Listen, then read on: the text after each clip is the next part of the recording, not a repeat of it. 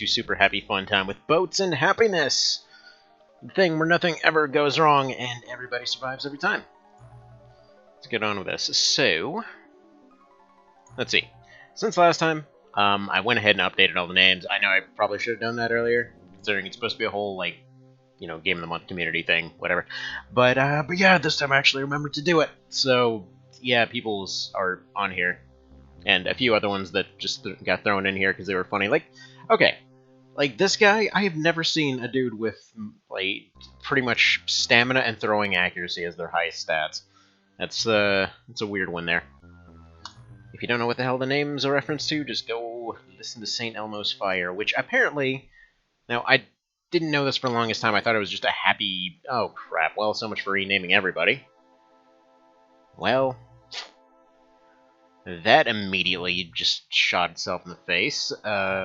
Alright, well, I'll put you into training then. Hopefully more people that want names will come by. Because I was about to go through all the SRPG Discord and just, like, name people randomly off that. But then, I'm not sure many folks there would necessarily appreciate being barbecued for amusement, so, you know, there's also that. But yeah, if you've never heard St. Elmo's Fire, go listen to that song, it's amazing. Alright. So let's give everybody a self-defense pistol. Maybe not necessarily ammunition for it, depending. I guess we'll chuck this over here. Why not? I don't actually know if crossing legs causes them any issues or not. I'll just kind of assume it does.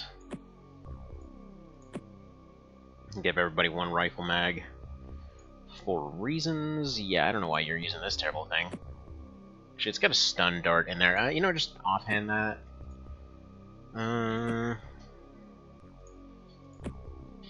Surprisingly, they can pull off this build.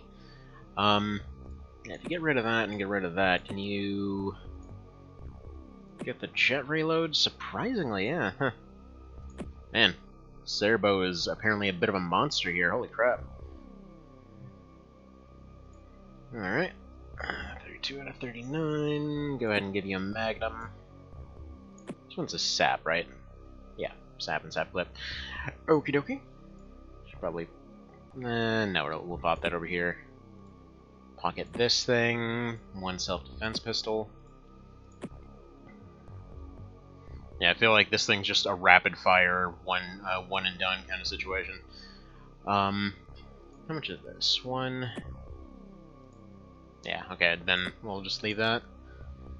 As well as that. Feels like, feels kind of appropriate to have rakes with a crossbow in his offhand. 35 out of 39. Yeah, we'll just give you the offhand Magnum and call it good. With your amazing accuracy.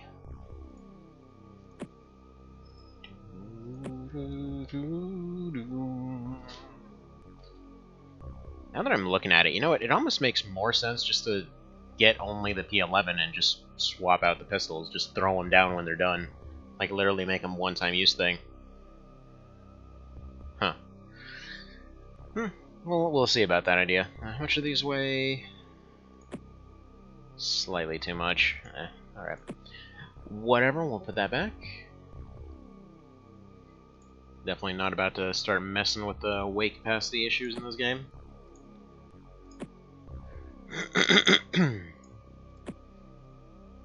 I'll leave that there. This guy is doing pretty alright as far as his carry capacity goes. In fact, I almost want to say let's do one of these. There we go. I feel like eventually we're just going to have people dual-wielding these in each of their legs. Yeah, same thing. Let's pop this over here, pop this over here. This, is way more satisfying to me than it should be. It just feels super nice to be able to load stuff up like this. Because I don't know if anybody watching this, you know, ever went on hiking trips or traveling or, well, I guess just traveling in general. There's just something that feels really satisfying about having all your stuff, you know, arranged in a way that's it's easy to reach. Yeah, I think for Foals here we'll just dump all of your stuff everywhere. Just looking like Rambo. There's another mag over there. You got one. Actually, no, you're gonna have that mag over here, that one over here. He's just got a pistol in each leg, a knife on his belt, magazines for his rifles everywhere. You know what? We'll even here. We'll pop one of these over here. Oh, can't. Can we? If I could put that knife sideways, I totally would put a second knife up there. What about this up here? Yeah, that's doable. Okay, sounds good. I guess we'll put it over here. No. We gotta make him look weird. Gotta have ammo everywhere if we're going for this kind of build. Alright, sounds good. I feel like a real jackal. Oh, nope. Nope, I guess we're good. I was gonna say if this turns out to not even be a night mission. Yeah, we can't even kneel with these, so I guess that makes stuff simpler. Swoop. Alright. You can't quite reload. But yeah, on the previous discussion over what exactly was so satisfying about this game in particular, like, just the fact that you had to manually interact with everything, I feel oftentimes gets overlooked.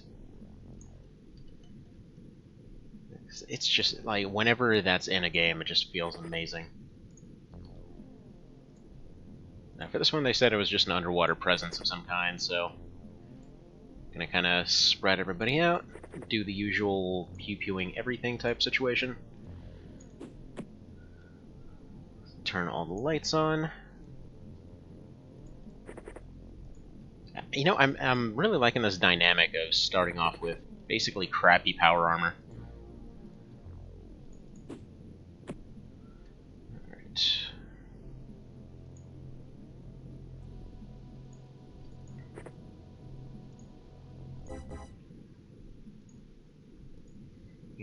Bring it there. Also, these kind of duck shoot missions are pretty nice.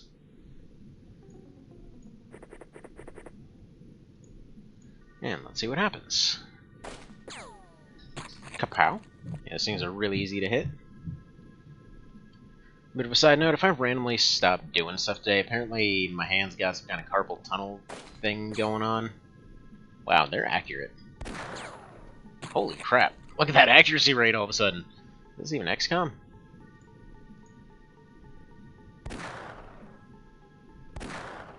Alright, well, I guess we had to miss eventually.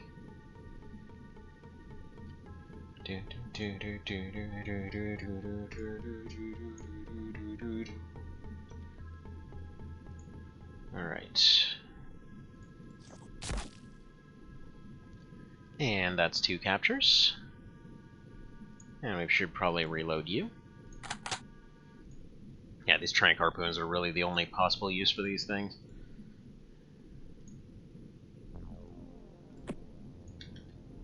Alright, Gull the Wise.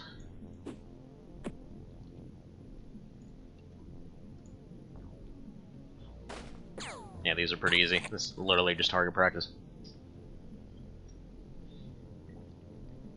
Because all they do is charge. Except for the one out there that's taken forever to arrive.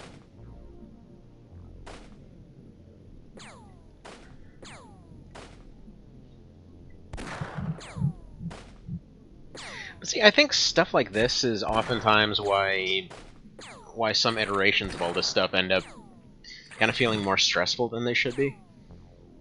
Because a lot of times there's that mentality of like, let's just cut out all the stuff that isn't super intense. But this stuff helps, you know? I feel like these easy, you gotta be an idiot to lose situations, yes, I lost this earlier, kind of feel like they're necessary, you know? They show that your group does have at least a bit of confidence behind them. Like, if your entire squad feels incompetent, it just feels terrible. And I think that's kind of why Endgame XDiv has been a little bit of a slower endeavor lately. Like, once you get to the very end of it, it's like, people can't compete anymore. I don't know about this. But again, that's it's very specific when that happens. So I should probably move you over here before you end up sniping somebody. Because I don't think we're getting anyone from the side here.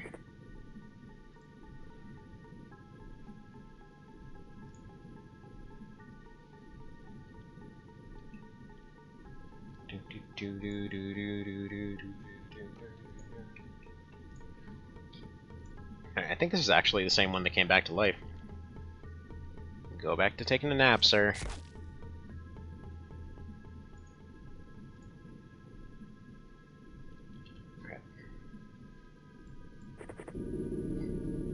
Oh, that's cool. I didn't know they could do that.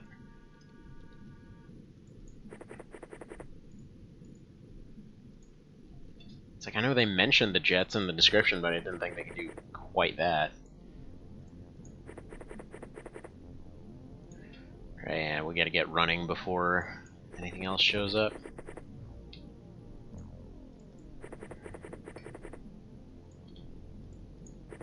Mostly because we got that one that's asleep, and I'd like for it to remain asleep. Because I'm pretty sure even if you put them in your backpack, they actually don't stay asleep.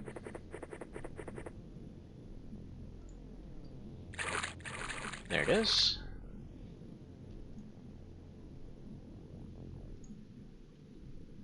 Alright, Mr. Javelin. Remove problem, please.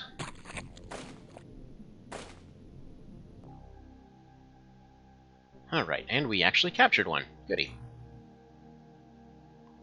And Mr. Cow got promoted to commander now. Everybody else is doing pretty alright. Which is funny, because I think... wasn't Dagar on that one?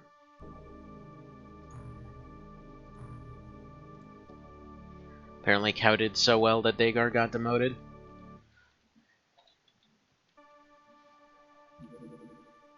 Alright, what's this Cerezo database? Don't know why it makes me think of Gazpacho. So you finished analyzing and categorizing the data acquired from suboceanic reconnaissance and extraterrestrial salvage operations.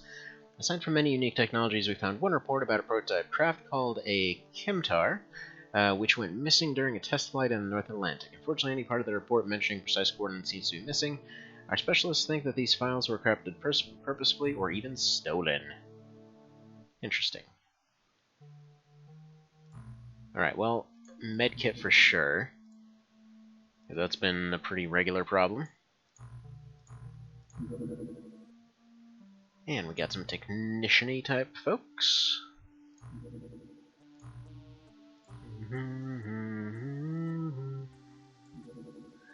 Alright, you three get to making these. Gonna take a while, but that's fine. Money's still ticking up from the other projects.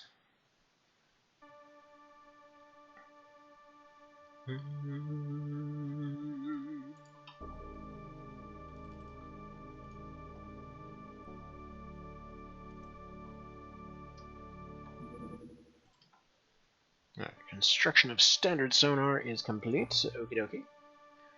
Let's build more facilities. Not sure what an outpost does, but it's cheap, so we can build one. Then we'll probably need living quarters. Ah, screw it. Whatever, we'll do that later then. Now for general stores, yeah, that'll do it. I have a feeling outpost, by the looks of it, like based off the interior, I'm assuming it's going to be like part general stores, part living space, part whatever that chunk is. Or I guess that's kind of like that. So I guess, yeah, it's probably a mix between living space and general stores. Let me double check that real quick. Probably should have checked that before popping it in there, but hey, it's fine. Here, a small habitation module, Precontinent 4, provides a self-sustaining environment including living space for 5 aquanauts and 25 storage spaces. Yeah, that's pretty cool. That's pretty cool. Nice little general purpose room. Good to have some general purpose stuff every now and then. Suspicious shore settlement. Trying to say that 5 times fast. Alright. So, how is our second team looking?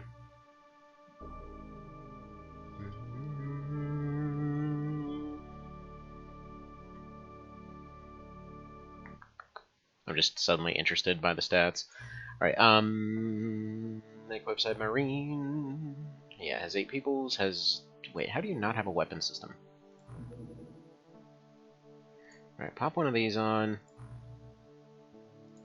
Is it allowed to fly out while it's rearming?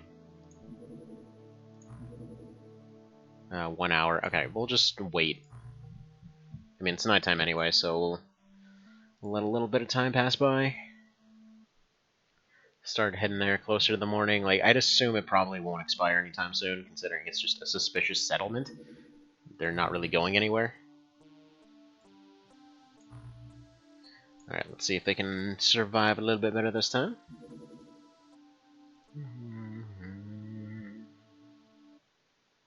Begin mission. Yes.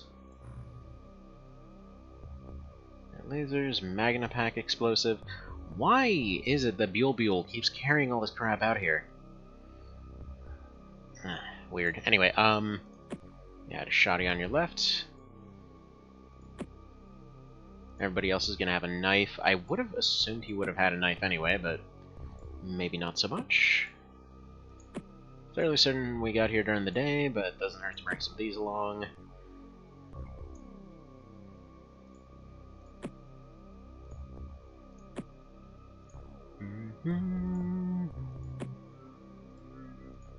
Yeah, there was something that XCOM Files did that I thought was pretty interesting, in which when it came to this whole whether you have an offhand penalty for accuracy or not their idea was just to have a quick slot, so you had something that essentially took you almost no time to actually pull out something giggity, but no, it was a neat way of handling it. Personally, I think I prefer this, of just not having the offhand penalty.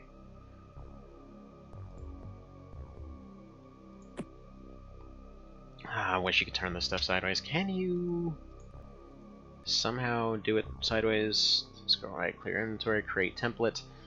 That won't really help here. What if I... Fun fact, Death Evan is a character in Breath of Fire 2? Weird. Alright. Makes sense, I suppose.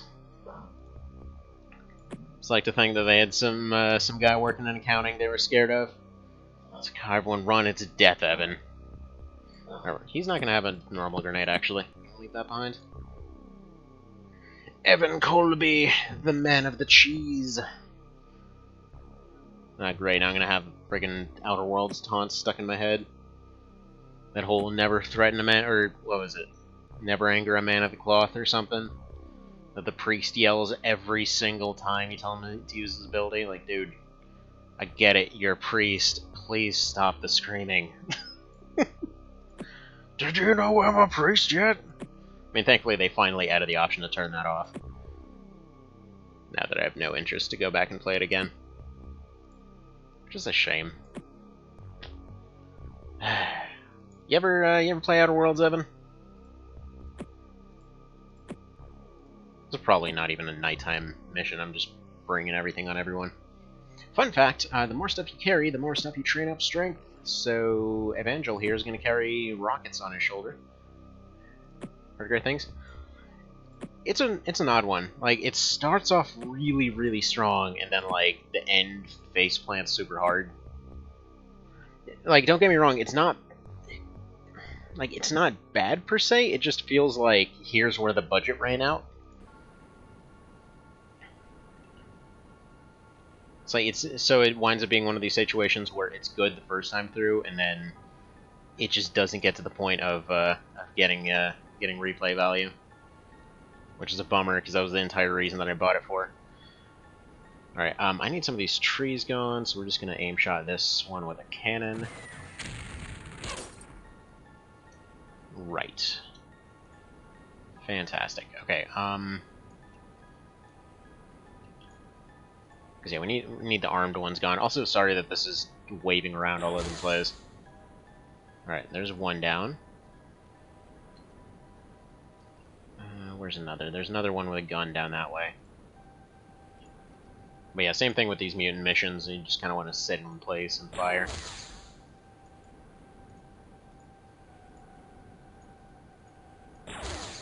How does a gun manage to be both nerfed and somehow better?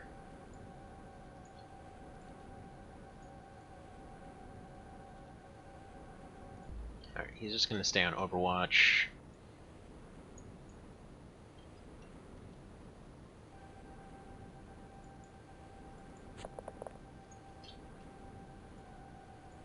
You need to snipe via this man if you could. Yeah, I don't have enough for anything else past that. Yes, yes, you see dudes. And landings are usually subpar. How did you set Overwatch? You just leave them with points. It's just like Xenonauts.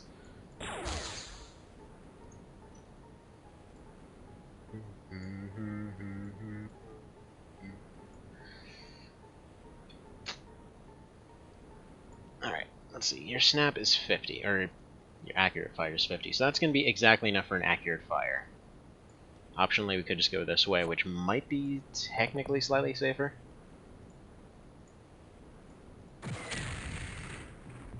Huh. Lucky bastard. Okay. Well, hopefully he's injured enough to the point that he's, like, just shambling along or something. In that case, we're not going to do the Overwatch trap. Because this one is right here. And he most definitely has a gun on him, so he's going to start taking dudes out pretty quick here. Like, general rule of thumb, you never want to do this kind of setup.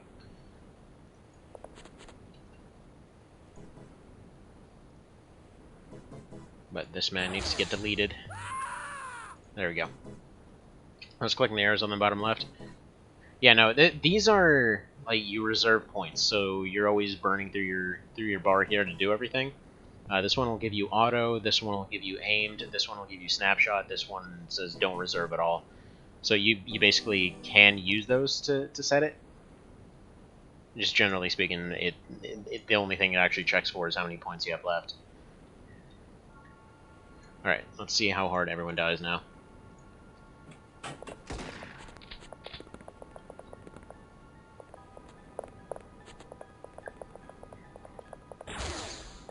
Oh, they still have a shot.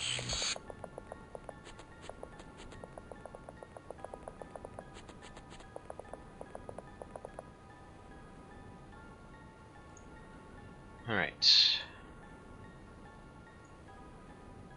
Well, Pan almost got himself got.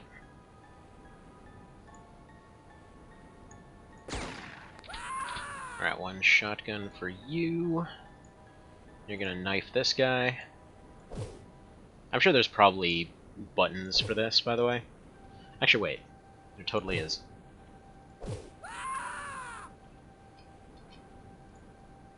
Alright, there's no one there. Goody goody. That'll do. Alright, you go ahead and do something like this.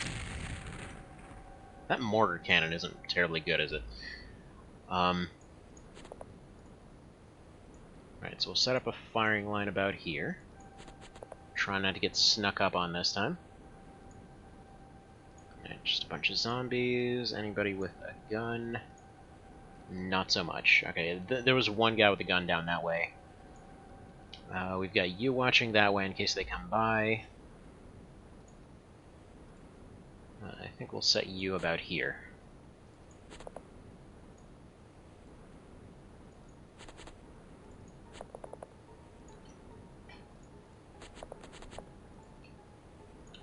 I feel like design-wise they're kind of like diet sectoids, basically. Yeah, there's the guy. It's like the ones in the spaceman suits.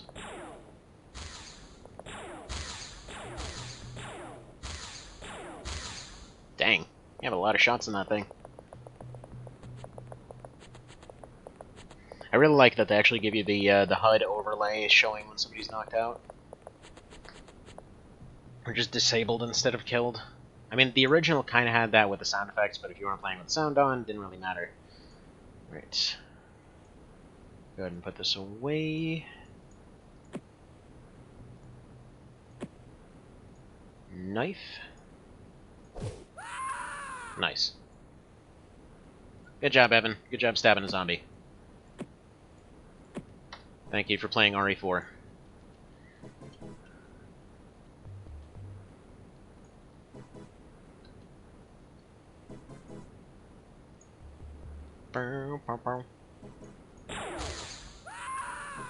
Neato.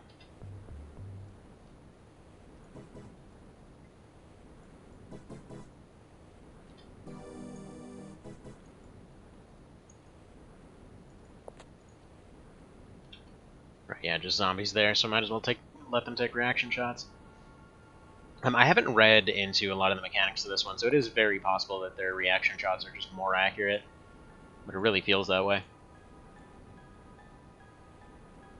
Alright, do you have enough to reload this? Barely, but yes.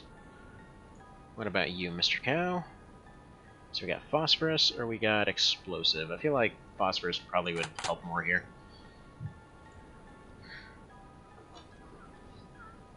Mutant has gone berserk.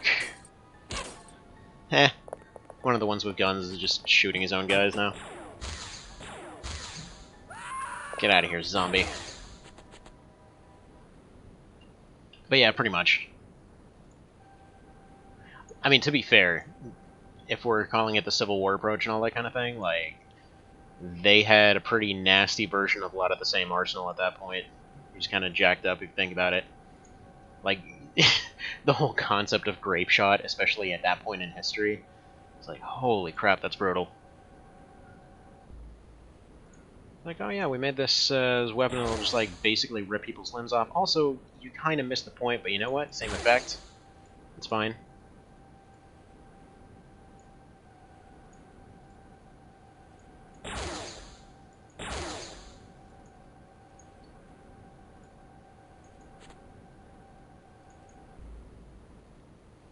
Alright, Evangel, I'm gonna need you to live up to your... There we go. You lived up to your Nexus version. Or not your Nexus version, your Last Raven version. Alright, so there's one guy with one of them glass guns there. Like 1 or 2 zombies left. It's gonna do the same thing because they're running around in circles for the most part. No, I have no idea why the hell zombies have morale. Dang. You guys are friggin' accurate. This is on normal. We're not getting any bonuses off this.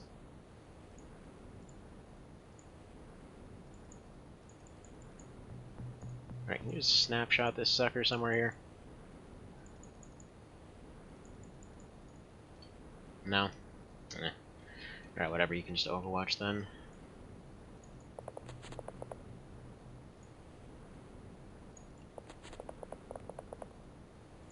But yeah, I'm liking this dynamic of like the land and the ocean teams. Feels really good.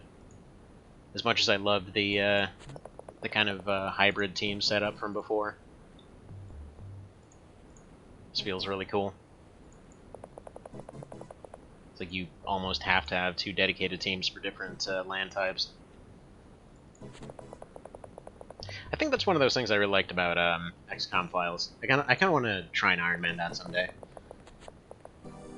But it's like you start off with a car, and like you can eventually make cars that burrow underground and go into the water and stuff like that. So you're constantly shifting between land and water and whatever else. All right. Not that I particularly trust anyone to win a 1v1 here, but like we're just basically. Ooh, hello. Nice shot, jeez. Wasn't even a kneeling one either. Alright. Go ahead and scatter off to the side so he doesn't have much of a shot. Yeah, Mr. Cow isn't gonna have a shot yet. I need him to go here. Alright, 26. He's actually got enough to...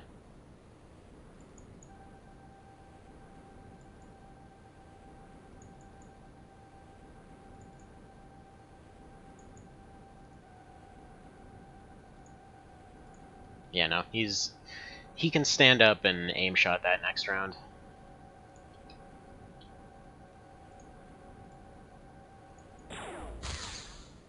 Or it might not even be necessary. Hot dang. Alright, you just crouch and wait.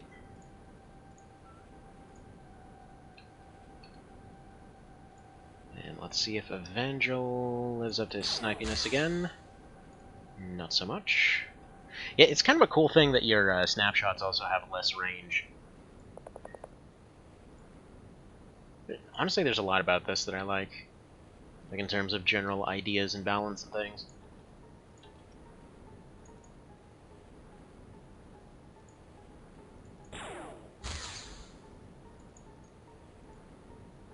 Alright, leaves everyone with a snapshot.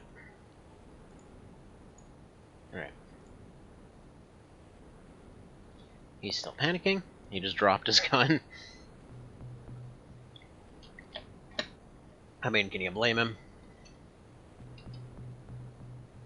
Alright, Mr. Cow. Go ahead and remove this wall for us.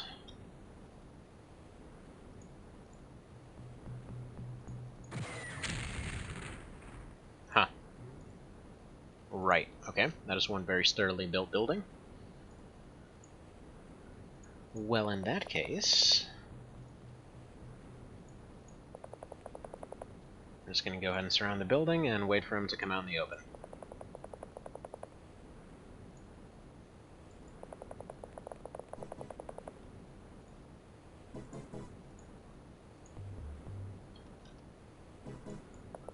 Guy's day went a little bit unexpected. Sir, open up! It's the apparently corporate-owned Navy. Come to think of it, wait a minute. Random, like inexplicably well-funded Navy that just happens to be everywhere. Are we playing a Scientology? Oh no! XCOM was Scientologist the whole time. That makes too much sense.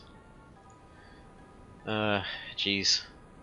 No wonder everyone's so dedicated to this.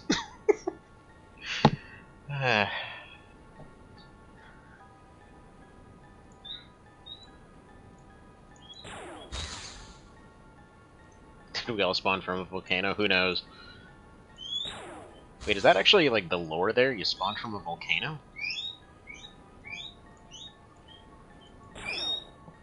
Well, good morning, kiddo. Yeah, you can go ahead and have that.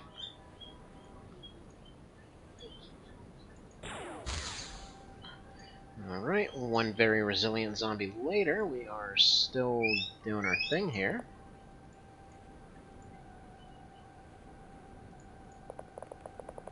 See if Jacko... Yeah, Jacko still has a snapshot from... or a snipe shot from here. Nice. Wait a minute, so...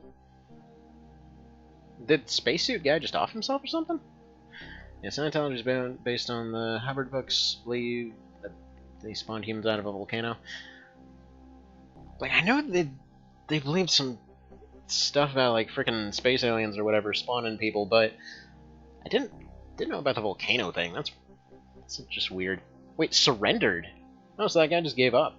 Heh, nice. Alright, Javelin, Cerbo, and Mr. Foles got promotions. Buell, Man of the Pan, Elxanthus. I feel like these were the ones that needed the promotions. We're kind of doing stuff a little backwards here, but okay, whatever. Because I know Pan and Cow were sniping like nobody's business.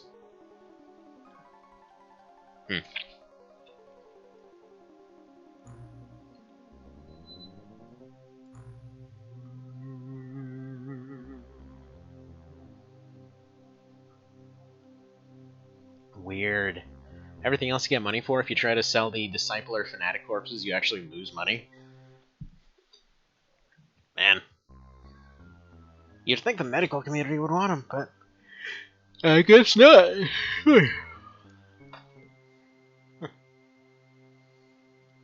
Shard, okay.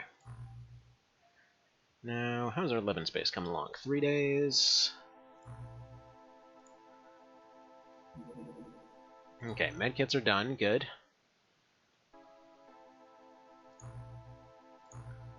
Yeah, medkits seem pretty standard here. What's the bubble? I feel like the bubble's gonna be like a 5-person pod or something you just send out really quick.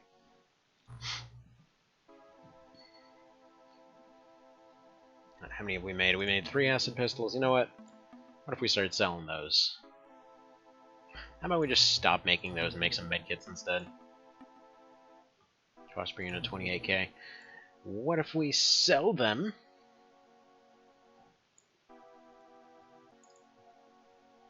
Well, we have our profit item for sure.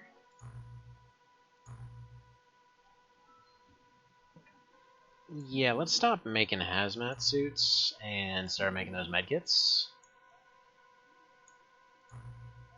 Because, yeah, and stop with the neutralizers.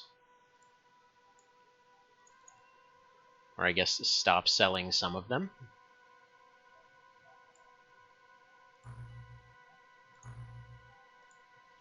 You know, so we have at least one in the bank somewhere. Okay. Yeah, put everything towards medkits, because, yeah, this stuff is actually currently doubling our monthly, or... Yeah, it's doubling what we currently make monthly already. Alright, very small. There's no excuse not to take this one.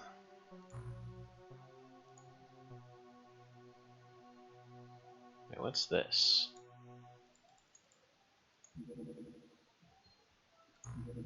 I'm gonna send the lander. Like, I know the lander can't really engage them effectively, but it's just kind of a backup in case it needs to be shot down.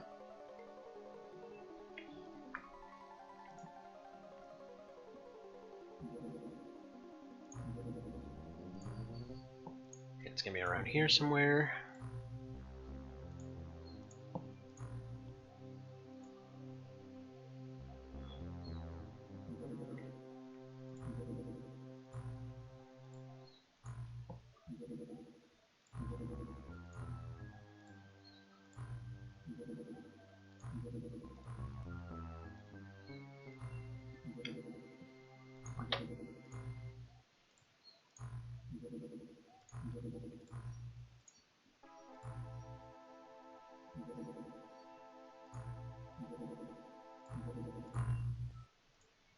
Eh, boo, we lost it.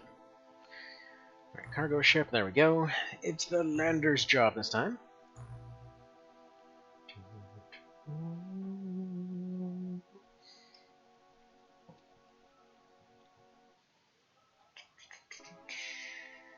Alright.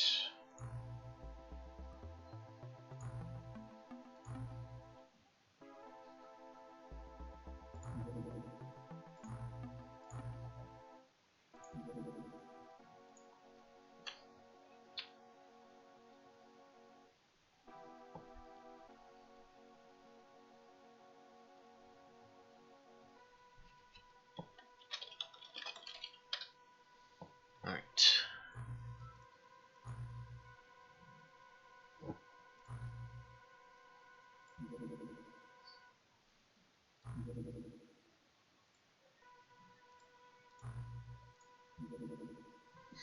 Yeah, so I'm glad that they're doing the laser thing too for Xenonauts too. Like the whole idea of the infinite laser rifles and just like having something that's not necessarily the best in a lot of cases, but you know, just it is logistically very convenient.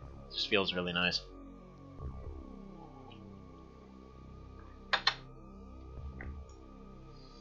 Alright, so another fight with flamethrower people. I believe we're all kitted out already.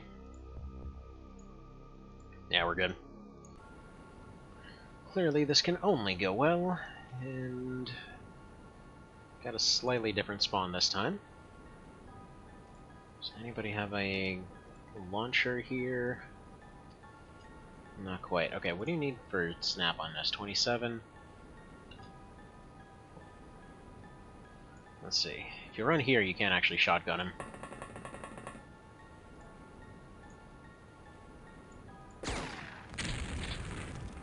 Rude.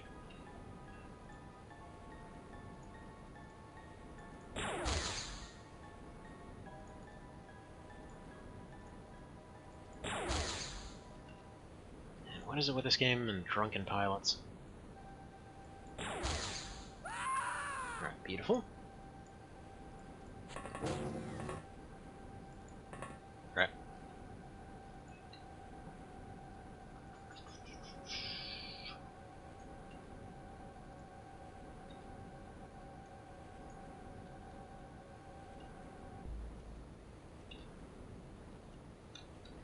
feel like a precautionary shot up on the deck there wouldn't be the worst idea in the world. But we're gonna do one of these.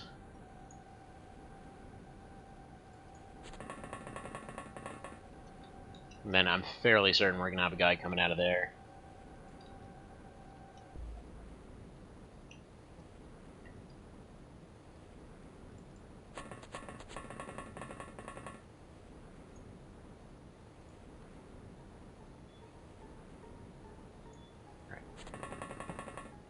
Either way, get off the landing pad.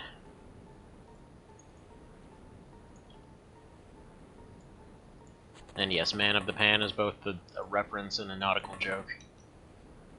I don't know that many nautical jokes, but that opportunity was there.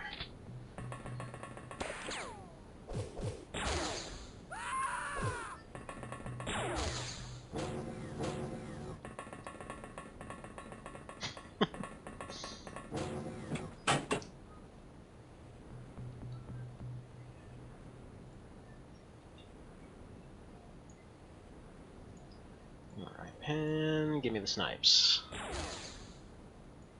That is not the snipes I was looking for. That'll do.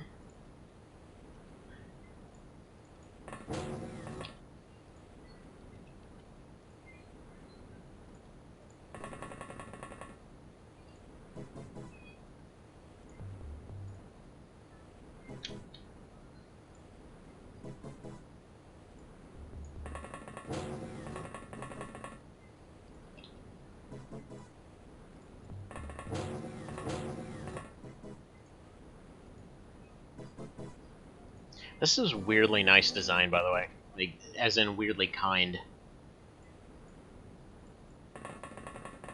Just the fact that you have something blocking the way here. Yeah, XCOM to bring back TWoS. I mean, that's basically what Xenonauts has been doing. I mean, Xeno 2 is still in development right now. It's got TWoS. Like, I feel the way the new XCOM did it is the logical evolution of how it goes, because the problem with the TWoS system is if you want to add anything else, how exactly do you balance that?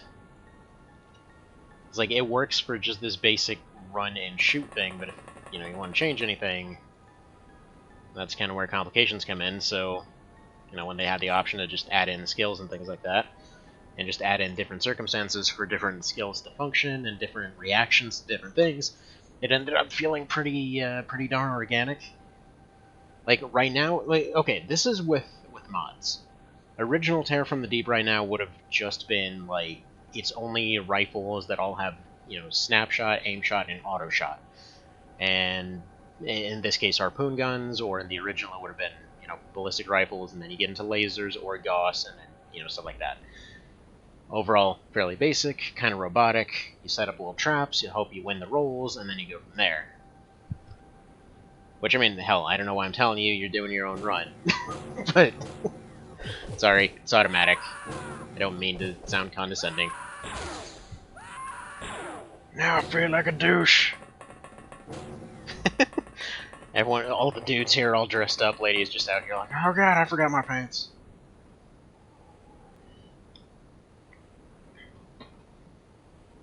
Still trying to figure out the mechanics. Yeah, it's basically like, this bar dictates everything, you make your moves, you set up your traps. Hopefully you're playing on Open XCOM, right?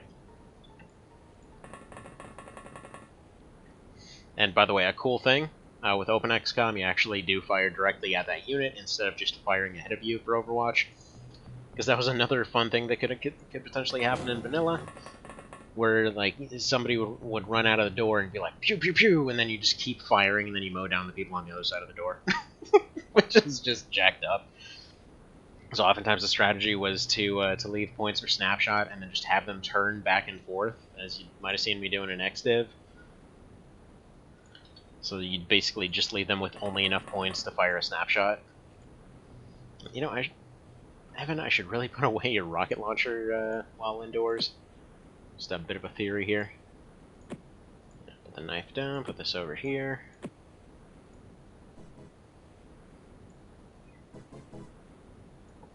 Yeah, probably cow as well.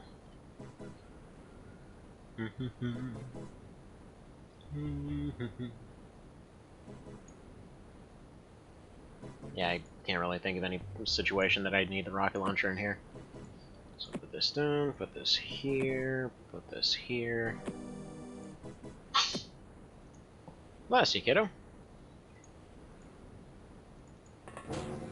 Playing on GOG. It actually works with the same version. Basically, Open XCOM is just a expansion for all intents and purposes. It's like a kind of like a script extender, that kind of thing. Except what it does is it more or less remakes the game from the ground up using the original assets and stuff like that. Something along those lines. But it comes with a whole bunch of mods, comes with a bunch of quality of life features. You can bring in the saves that you've already been using, which, if you'd like, I can send you a video on how to do that. But yeah, it expands it so that you can actually use like full screen if you want, stuff like that. You can expand the resolution, you can put a bunch of graphics mods on there. It's super easy to set up. I was like, oh god, no! Runs away. Here, let me send it to you on the other screen here.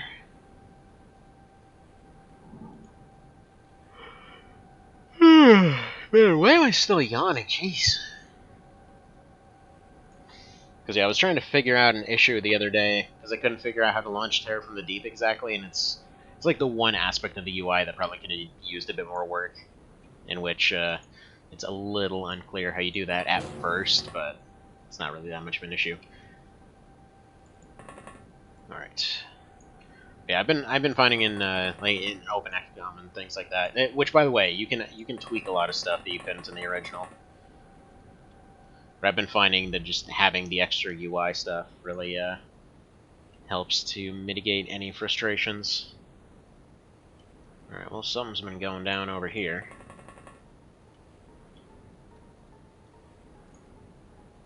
Yeah, 34 to fire, yeah. All right. Mr. Buell is gonna go have a friggin' Metal Gear Solid fight over here. Yeah, got one there, got one there. Does that leave him exposed? Yes, it does, but there ain't really much I can do about that. Yeah, Buell might be toast unless I can get somebody up there to back him up. Alright, we're gonna go aggressive with this. Gonna leave Pan in the open here. This door should have enough reactions on it. That odds are in our favor to completely vaporize whatever comes through. We're gonna go here in order to hopefully pressure the guy up top.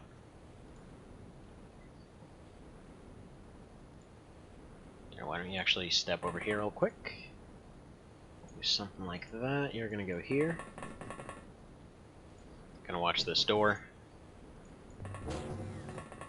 Yeah, the way that the math and mechanics work out, generally speaking, the one reacting on the other side of the door is going to have better odds, but then that gets worse and worse as time goes on. Especially once you get into some of the melee units that have an artificially high reaction score and things like that.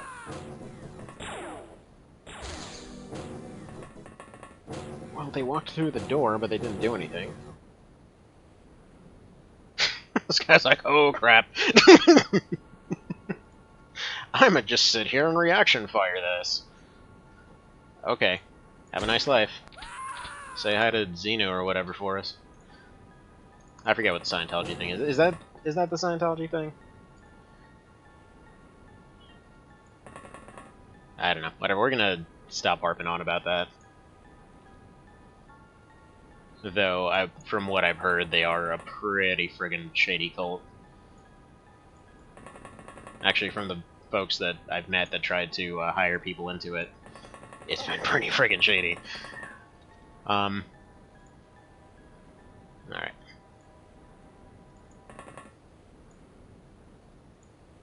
You gonna... No, there's a dude up there. Okay, so these guys are stuck here for the time being.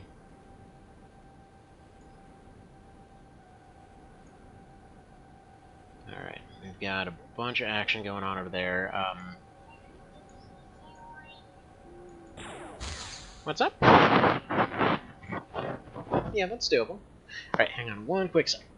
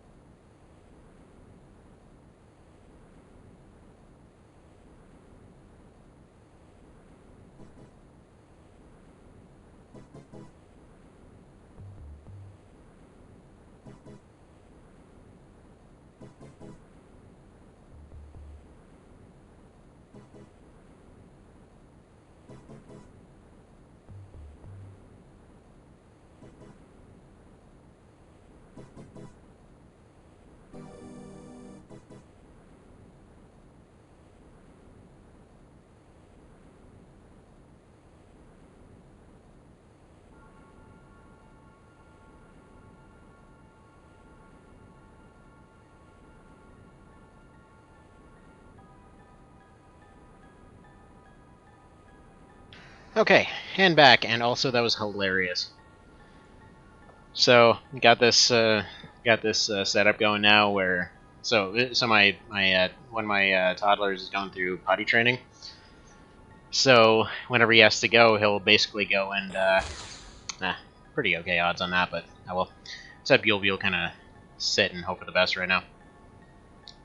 But he basically just goes up to the thing, takes out the potty seat cover thing, and then just kind of like tries to figure out how to fit it on the toilet, right? So so it's kind of funny. Like, oh, he's gonna go do it, right? He's got his seat there. He's waving around. He's all proud to go up there. He's like rattling, trying to figure out the slot where it goes. Suddenly he turns around, like puts the seat down, turns around, done. This diaper sticking out. Like, oh, okay. So we waited a little too long on that one. Jeez. Toddlers are funny. All right. Moving on here. Reactions, anybody? Thank you. Okay, that Zenaida totally... I mean, she had a full meter. There was no reason for her not to react there.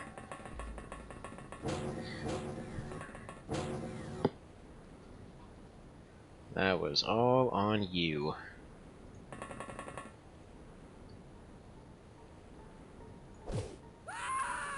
Let's knife you.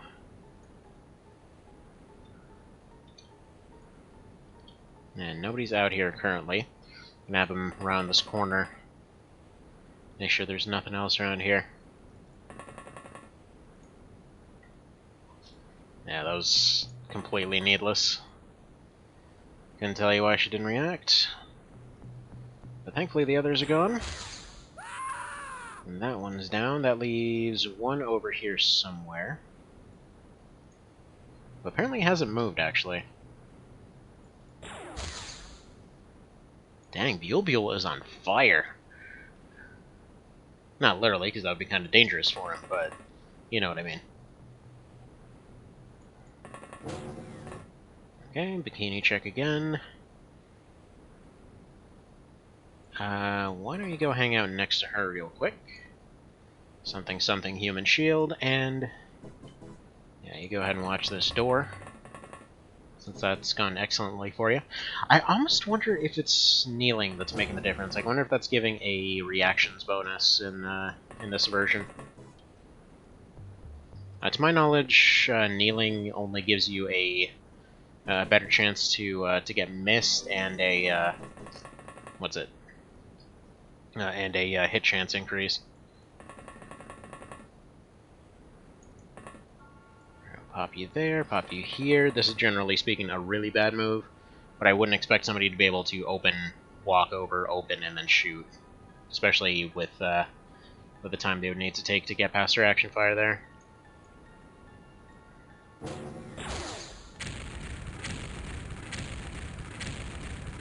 Well, that's a bit overkill, don't you think?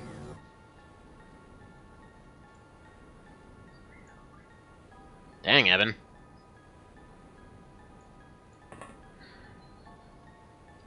As Evan here takes his grilled cheese self to go knife a guy in the middle of an inferno.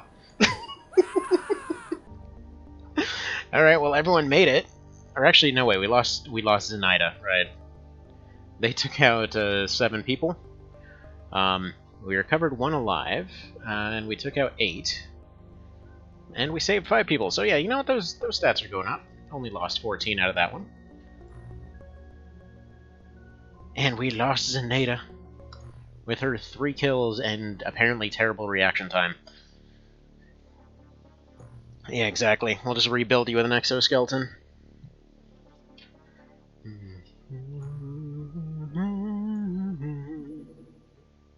Okay, living quarters are complete. In that case, get me more technicians for more profit, please. Yeah, we've got plenty of replacements on hand. Which, by the way, if anyone has any names from anything, go ahead and throw them out, because I think we've already used everyone that regularly shows up in the community. And we've still got a massive backlog.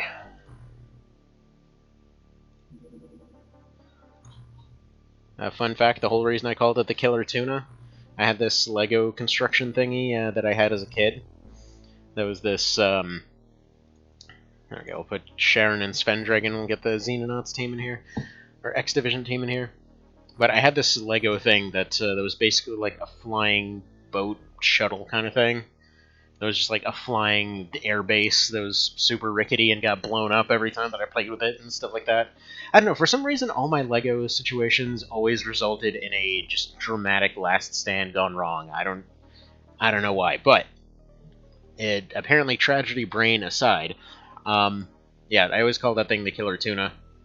Actually entered it into a one of those Lego competitions once. I had 2 entries into those at different times. Let's see, what's this bubble? It's a flotation compensation device which automatically configures itself by detecting water pressure changes. It enables our aquanauts to lift heavy items underwater, but its extreme bulk requires great stamina to use it effectively. Plus 20 carrying capacity, negative 10 energy each turn. Interesting! Alright, so this is basically like if you need to go take out one thing and capture it and get out. Cool, okay. Alright. That sounds handy.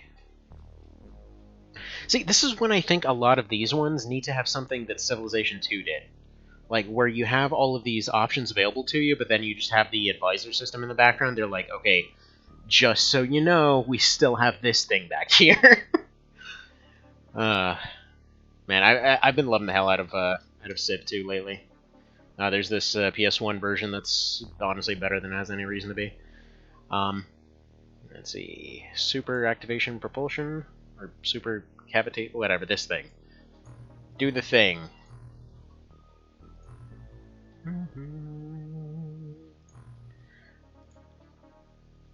Man, I want this kind of income. Generating like 12 grand a day. Yeah, they're gonna go make me one of these bubble things. Or like 4. And taking 10 days, that's fine. Suspicious underwater activity on the coastline. And give me the info on that. Depth low, danger low. Still send the Killer Tuna. Let's do this thing. Interestingly, because we've got the mod on for infinite or realistic lighting and all that, there are certain areas that are going to be really hard to get a daytime or nighttime on. Alright. That's basically what we're running right now.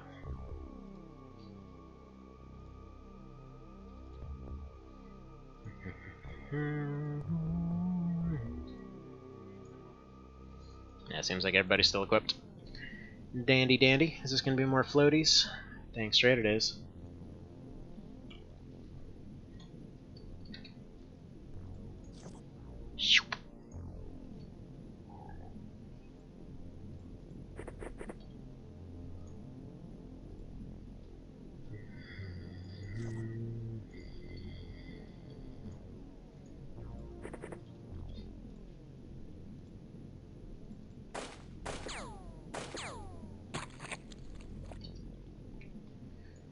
It's a turkey shoot.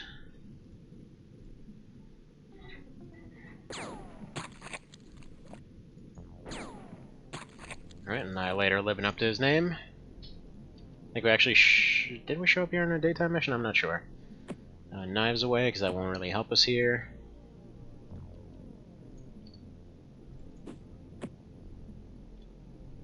Alright, got another one in ya. Funnily enough, yes.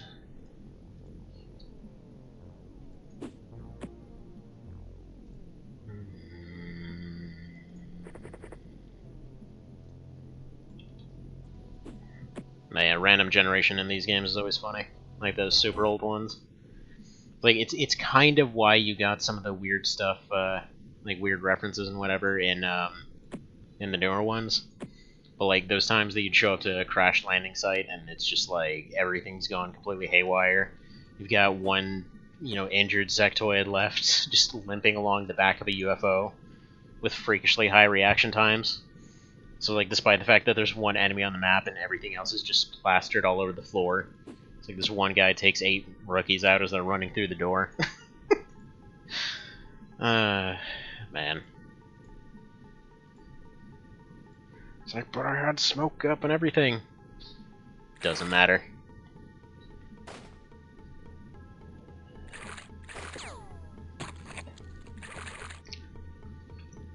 Yeah, if you ever want to see stuff get absolutely wild, just pretty much watch any superhuman Ironman run of these games.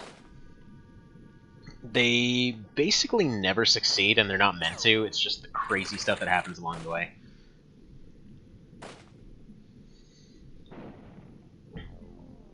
And yeah, these rifles are more or less how vanilla goes. You just sort of sit at a distance, you wait for everything to run into your line of sight, and you kind of go all Vietnam on that mess.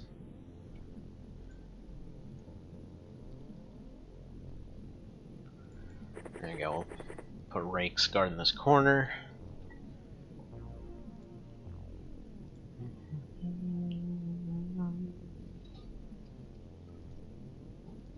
Give another chemical flare to Dagar.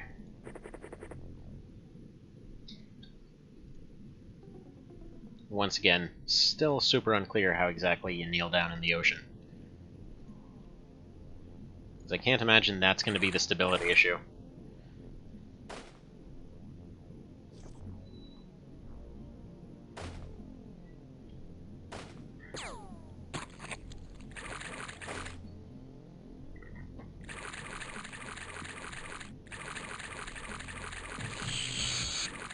Okay. They somehow almost got Dagar, or actually it plinked off his armor. Her armor? Huh.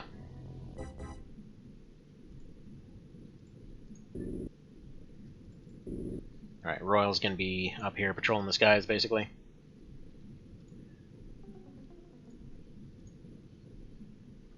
We've got one out there skirting along the sides. Accidentally just blew up somebody's oil pump.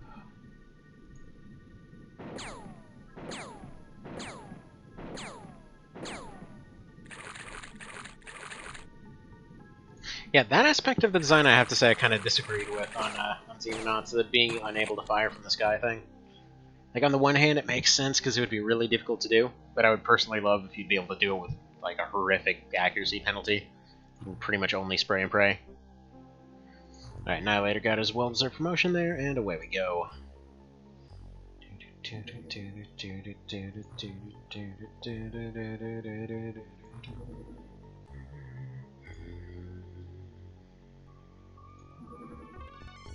Alright. That's fine. Another one there. I think we can wait 4 days. Yeah, those outposts are really cheap compared to the other stuff. Because a normal living quarters is like 400k, and then an outpost is half of one and half the other for 100. That is a deal. Alright, super cavitation propulsion is the use of cavitation effects to create a bubble of vapor inside a liquid large enough to encompass an object traveling through the liquid, greatly reducing the skin friction drag on the object and enabling the achievement of very high speeds. Possible implementations include not only upgraded weapon projectiles, but perhaps even the application of these principles on whole crafts. I would assume that would be the first thing that would come to mind, considering how slow we are to respond to things. Alright, flying submarines. There we go. Yeah, this is basically like XCOM Files, where you're starting off with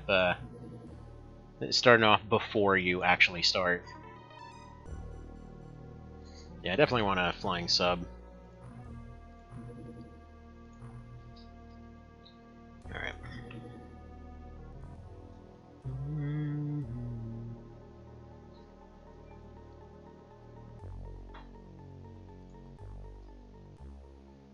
Yeah, we'll put a sub pen right here. So I've got a sonar, we've got some living quarters. I'm probably going to transfer the B team over here and have them do their thing.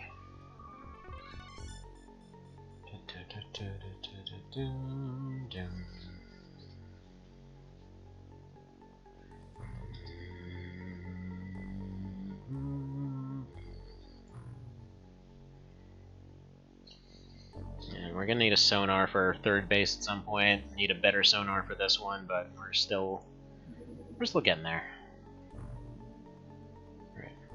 Is that the right one this time?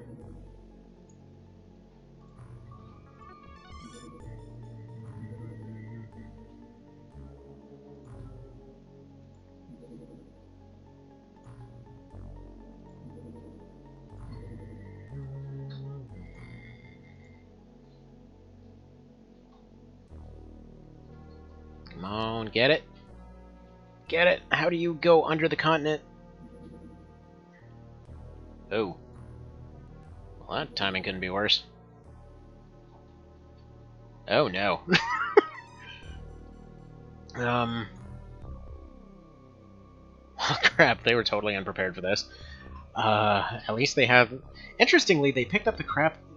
Yeah, so the stuff they got from the last mission, they just have in the ship. That's cool. Alright, well... Nice knowing this team, but... They're more than likely completely dead. Considering their hard suits don't even work here. Yeah, we might actually just have to hold out for a little bit and then retreat. Yeah, get rid of this harpoon gun. That's not going to do you anything here.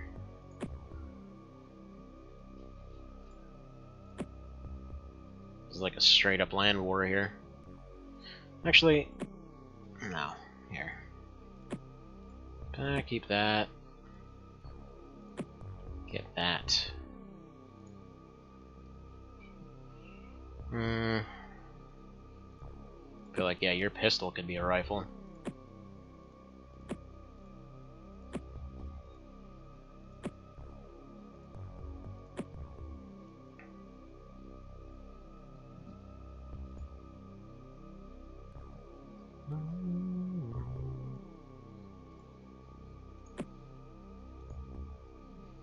Now you take your second auto pistol mag, take a knife. I don't even know if we're here during the day or not.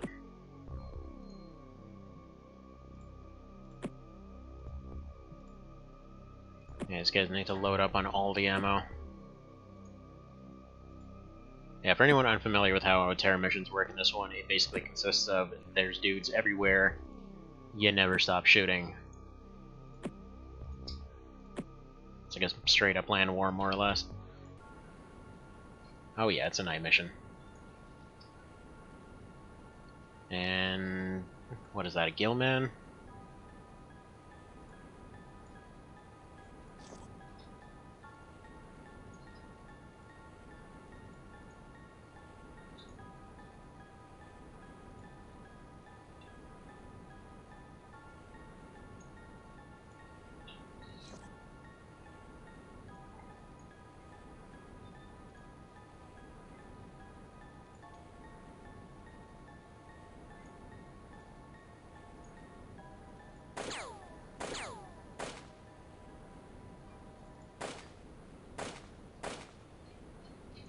Come on, Mr. Javelin. No time to be missing horribly.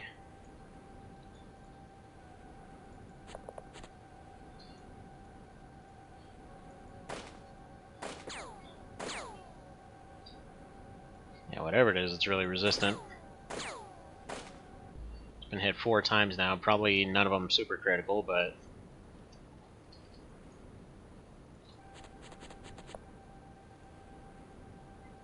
Yeah, these are the situations that you're very likely to just get grenaded right off the bat.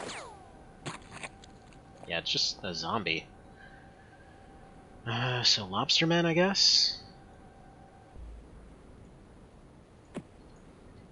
I mean, I know for a fact I don't want Dagar here.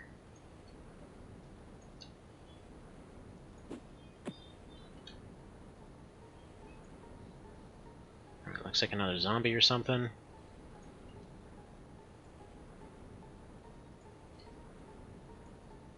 What I'm more or less hoping for here is we can have a second to go throw out some lights and maybe figure out which way is safe. And if you're wondering why I haven't really run everybody into cover yet, that's why.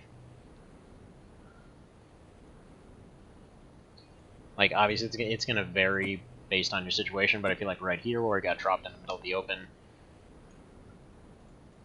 while it would be a good thing to scatter, I don't know what we're running into in any particular direction, and I'm seeing that there's other stuff around everywhere.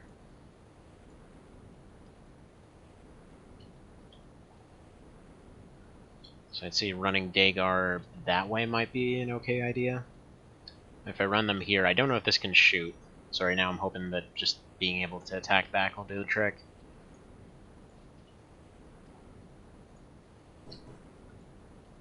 If anything can grenade, this is a problem.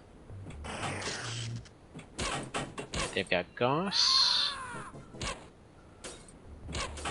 They've got shard guns. They've got, yeah, that's a lobster man. Basically, they're the chrysalids of this game.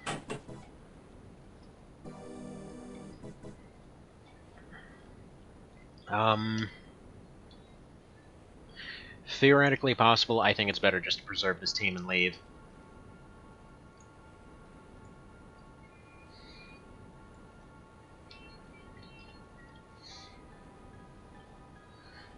Because, yeah, it's a night mission, so we're not going to know when the lobstermen are coming. So, brief overview on how chrysalids / lobstermen work in these games. I mean, just like they work in all the games, but they're a lot harder to detect in this one.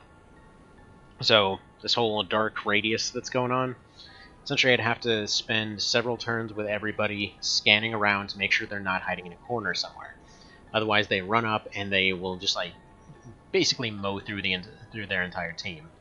So our situation is we've got one off to the side, we've got another one that's about to transform, likely another one over here based on where they were last time. We've got a bunch of shots coming in from here, meaning the most logical move would be either to run away or to try to take up a position around here, in which case we have to deal with a firefight this way and then have to... Like, we don't really know how effective these rifles are against these things, because they can take like 15 shots from harpoons and vanilla. So I'd assume something similar, so we'd probably need at least 4 characters attacking it. So I think our best bet is actually just to run for now, preserve what we have. Once we actually get flying subs, then we take it on.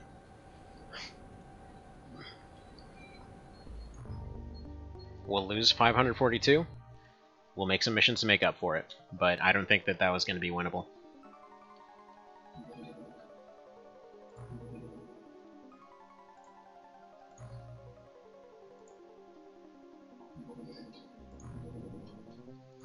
Return that one to base. Yeah, negative 191,000. Let's see, is dissatisfied with performance, must improve effectiveness.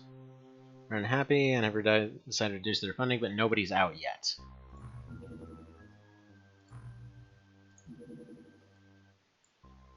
So we're going to up manufacture on those.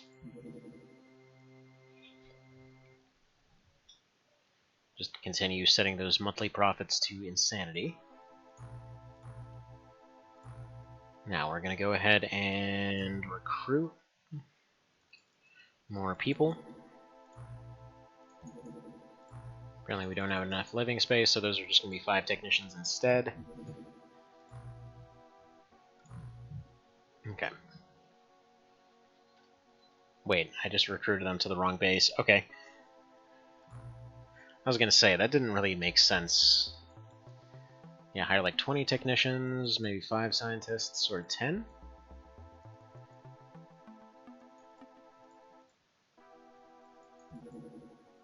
Not enough money? Okay.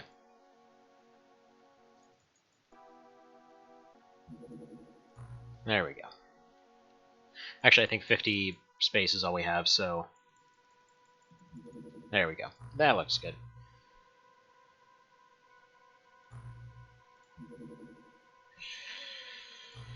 That's no good. It's a boat. It's a frickin' boat. Okay.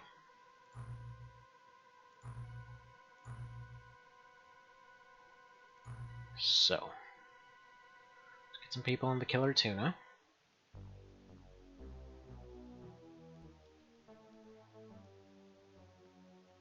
I do like that as soon as somebody reaches commander, they're immediately kicked off. There's like, nope, you're training everybody.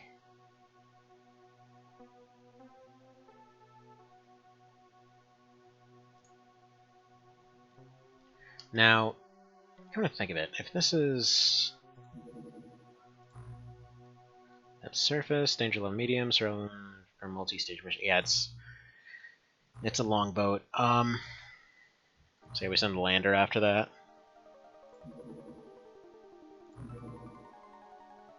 Then I can already tell that I've done a lot of stuff in the wrong order here.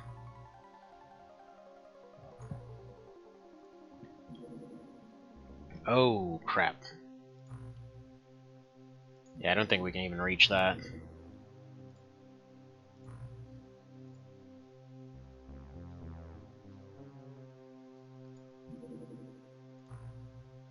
Yeah, that is nasty. We're gonna have somebody kicked out of the project for that.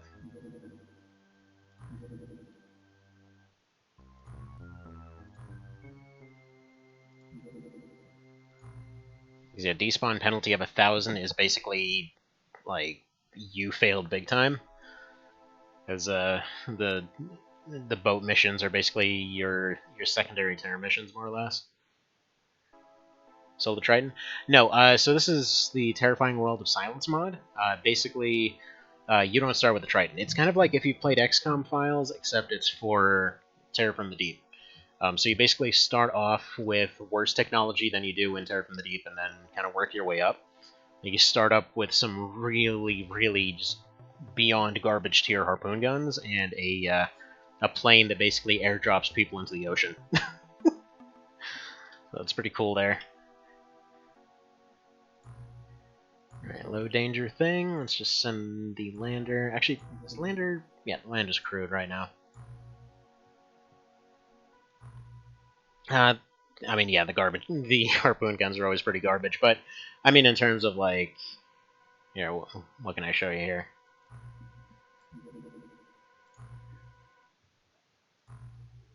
Like these harpoon guns, instead of being the vanilla ones, they're like single shot worse than a pistol damage, but they've got some secondary effect darts that you can load in there.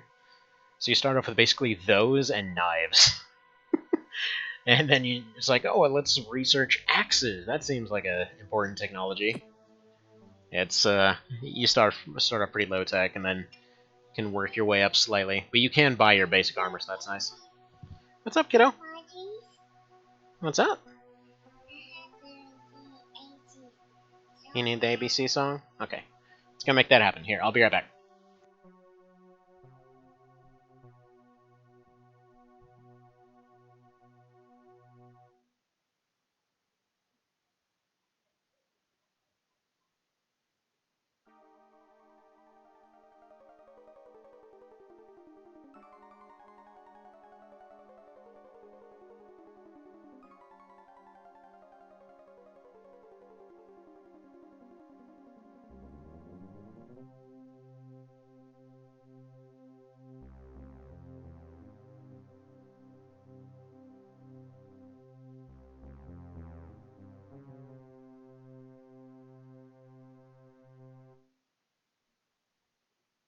Anyways, I'm back.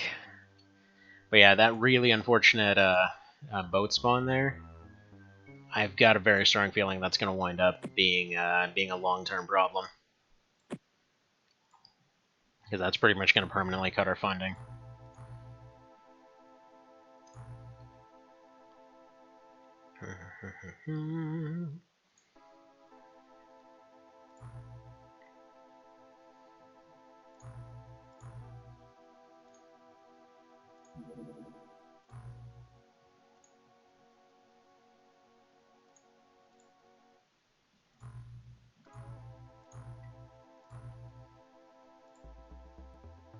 Now it's going to be a night mission too, sweet. Oh, Fuel, apparently you dropped your... Where are all their guns? What the hell's going on with that?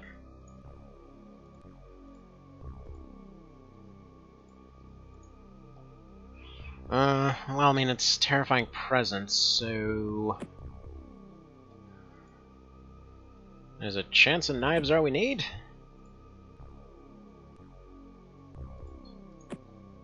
Seriously, what happened to all your guns?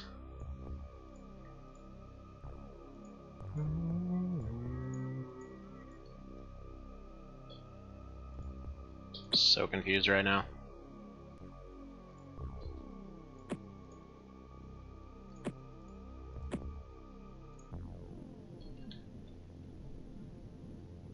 No, it's one of these.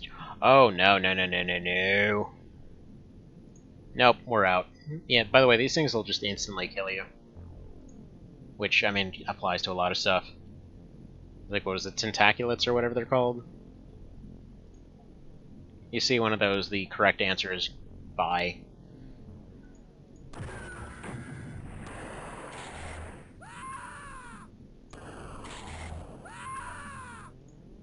Well, that was the wrong move. We're gonna go now. For some reason, Mr. Javelin and Jacko got promoted from that. Don't ask me why. This game is absolutely crazy. Mr. Cow, the commander, got annihilated. I don't know when he got promoted, and then Sharon got annihilated out of nowhere. Happy game, happy times, good things happen here. They're the only two not to wet themselves. Yeah, jeez. Alright.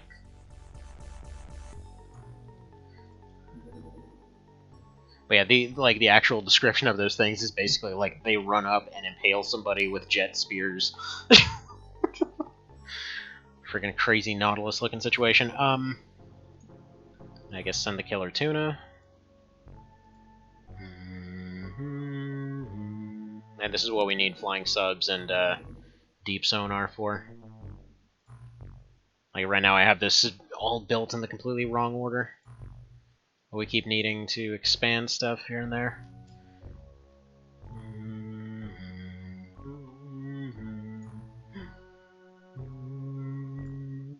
Yeah, we're actually going to get rid of those technicians. I know I just spent a ton of money on them, but they went to the wrong base because I'm a dipstick, and so yeah. Let's continue making some profit off these.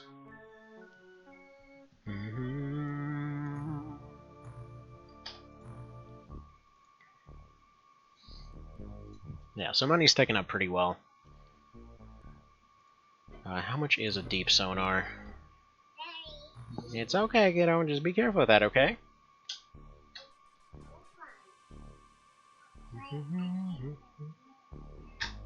What's that? What is?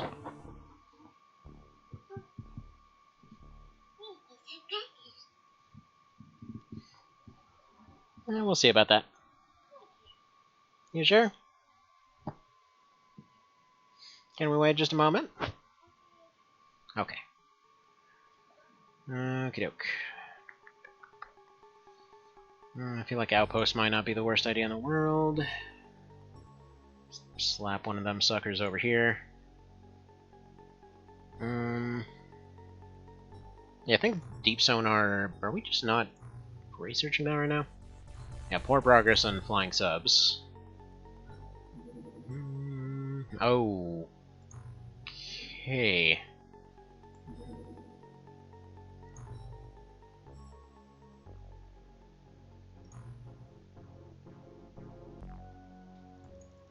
Well, time for base defense.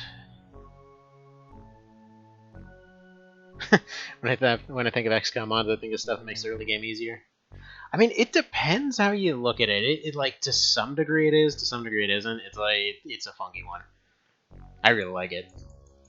Right, how many can we hire here? 5. We can hire 5 dudes to defend this base. All right. They are gonna get some mileage here. Let's see if all that stuff can arrive on time.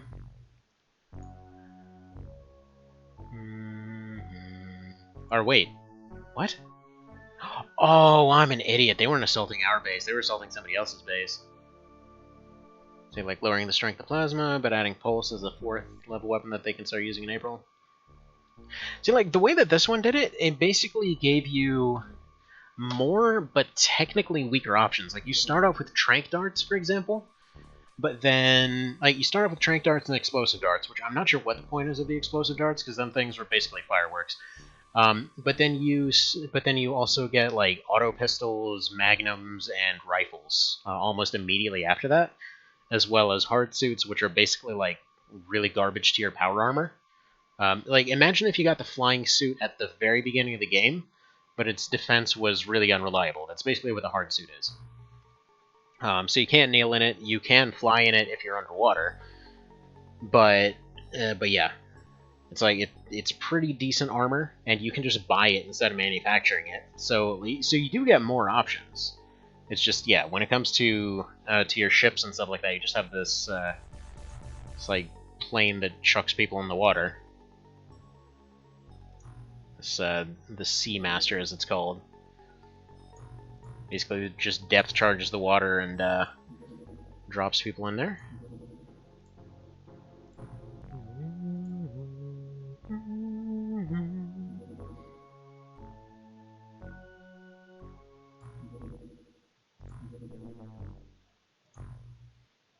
I mean, it touched down, you might as well go there, right?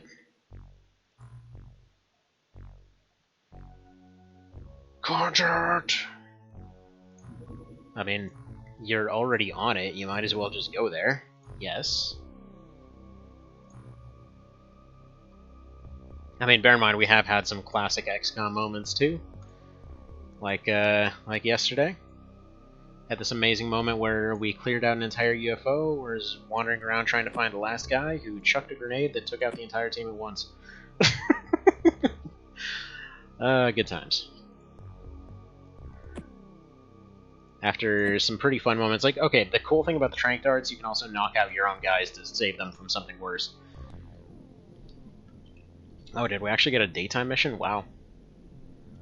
This is this my birthday? I don't know.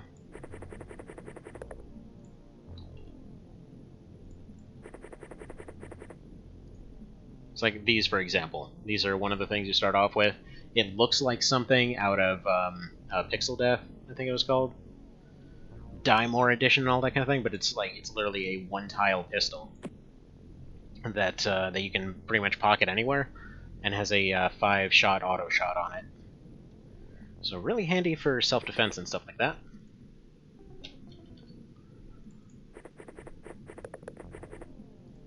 Then the Magnum is just kind of like, you know, standard heavy pistol kind of situation. The rifles are more or less your standard ballistic burst fire thing. Except I would say, due to the higher capacity, they're a bit more reliable. So, like, in that respect, yes. In that respect, it's easier. You get more mission types in which you're just fighting generic nothings. Like, for example, the ones where you just fight a bunch of tentacle things that just sort of come up out of nowhere, but at the same time, many of those can wind up being pretty brutal. Like, for example, the very first one, I didn't realize that the harpoons were as bad as they were, and the first thing was against mutants, which apparently take almost nothing from harpoons, so I was just sitting there harpooning them with everybody. The knockout ones seemed to do an okay job, but ultimately the most effective thing against them was just a knife. So, like, literally the very first mission of the campaign was the squad wipe. Though, in a bit of a merciful turn of events, you actually don't lose your sub when that happens. Because I guess they just have no reason to claim it.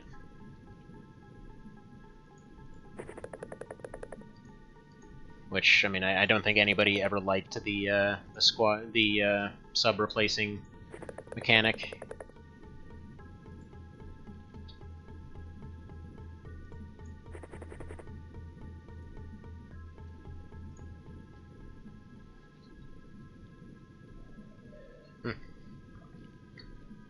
Alright, a quick turn. Is this like one of those scouts that only has 2 aquatoids on it or something?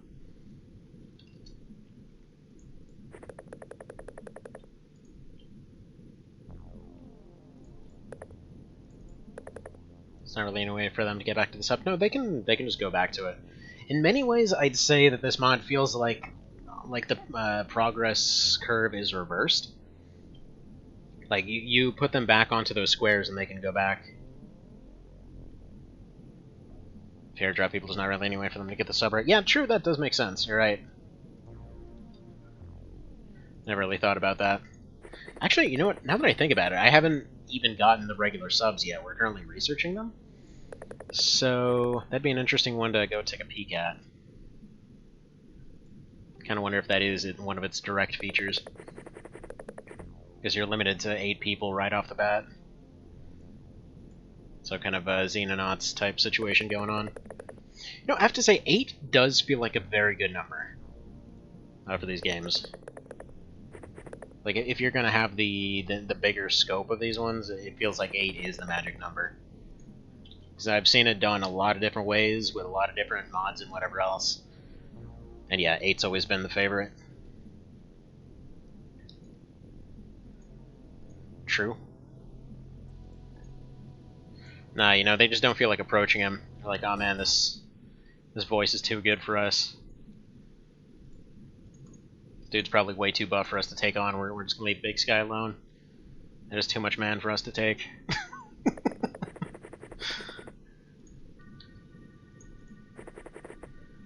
Alright.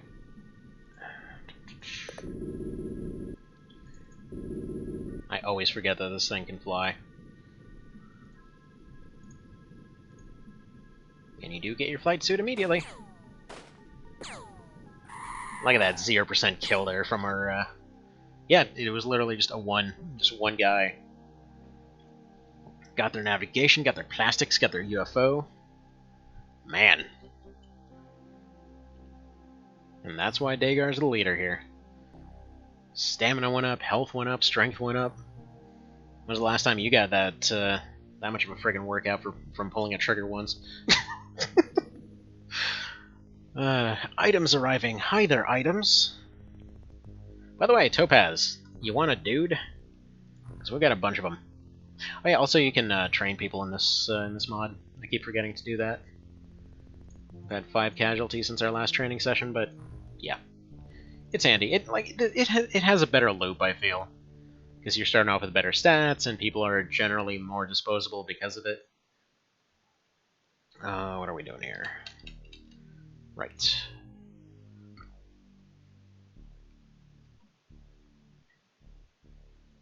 On the plus side, we've got a lot to go through.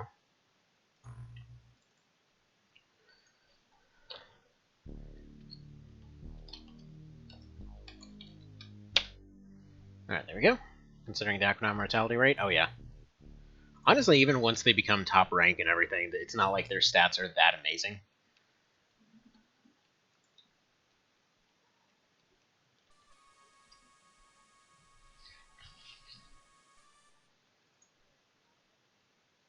Like, literally, I think the most extreme I've ever seen it in terms of difference between a rookie and, you know, a top unit by the very end game would probably have been X Division. But that's only because the armor system in that one means that stats count for a lot more.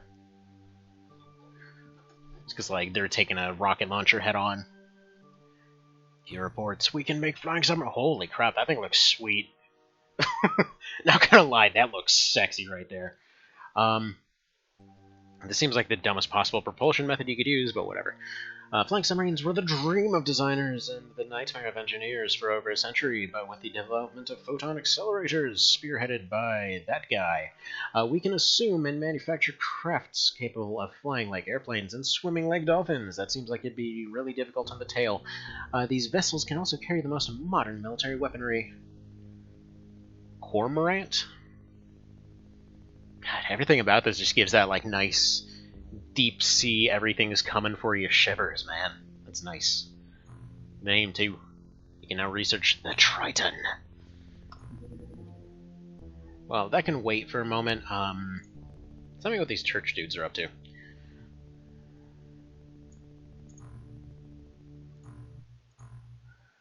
Cormorant.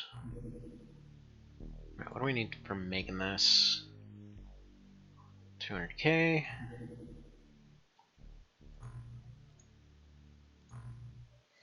Alright, what is our situation with this? 6 days? Okay. The only thing that I wish that these had more often is like some kind of notepad or something that you could use from within the game to just kind of note down stuff that you're planning to do. Like just, or even something on the UI to be like, okay, put a pin in this, put a pin in this, put a pin in this, we're getting there later. You know, that kind of stuff. Alright. It's a large size, this can only possibly go well.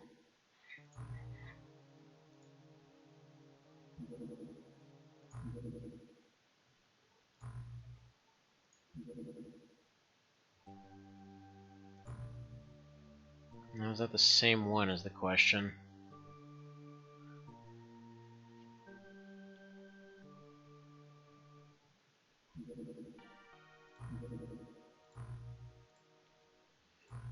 It was a large one, so I guess they're building a base or something already.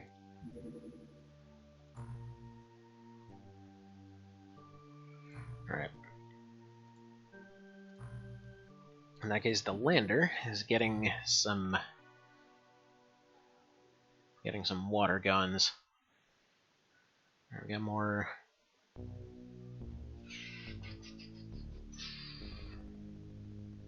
Do we not have any more ADSs? Jeez. That's not good. Or AKMs for that matter.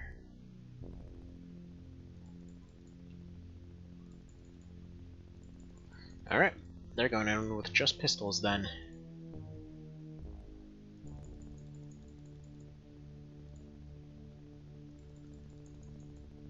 No way this can go wrong whatsoever.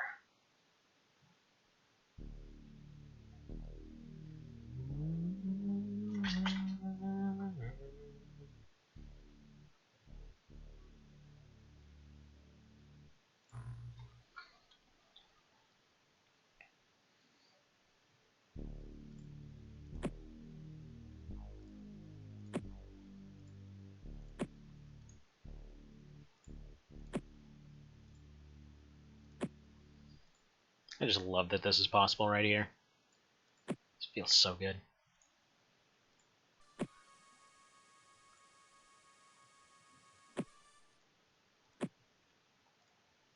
For reference, most of this stuff can't actually be used underwater.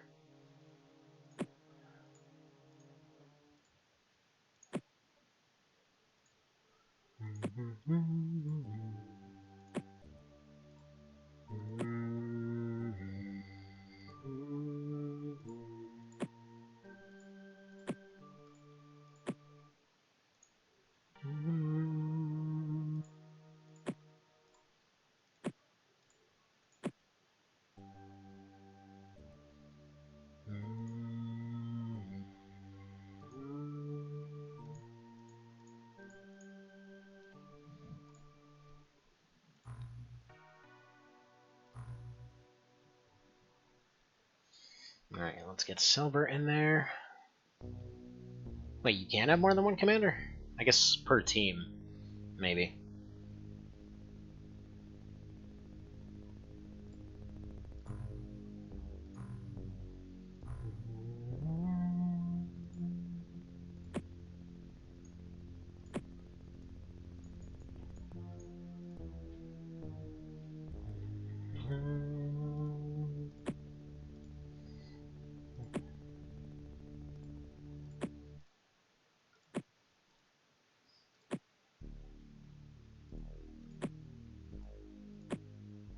I'm not actually sure what the over-under is on him being able to use this cannon underwater, but okay. He's got it. Let's see, they're aquatic birds, fish eaters, got a Pokemon themed after him. Oh man, somebody did this medieval Pokemon cover.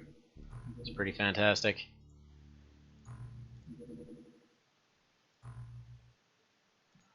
Yeah, there's almost definitely some going on there.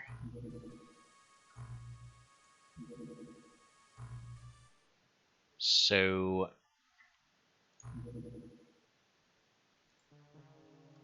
gotta remember right there.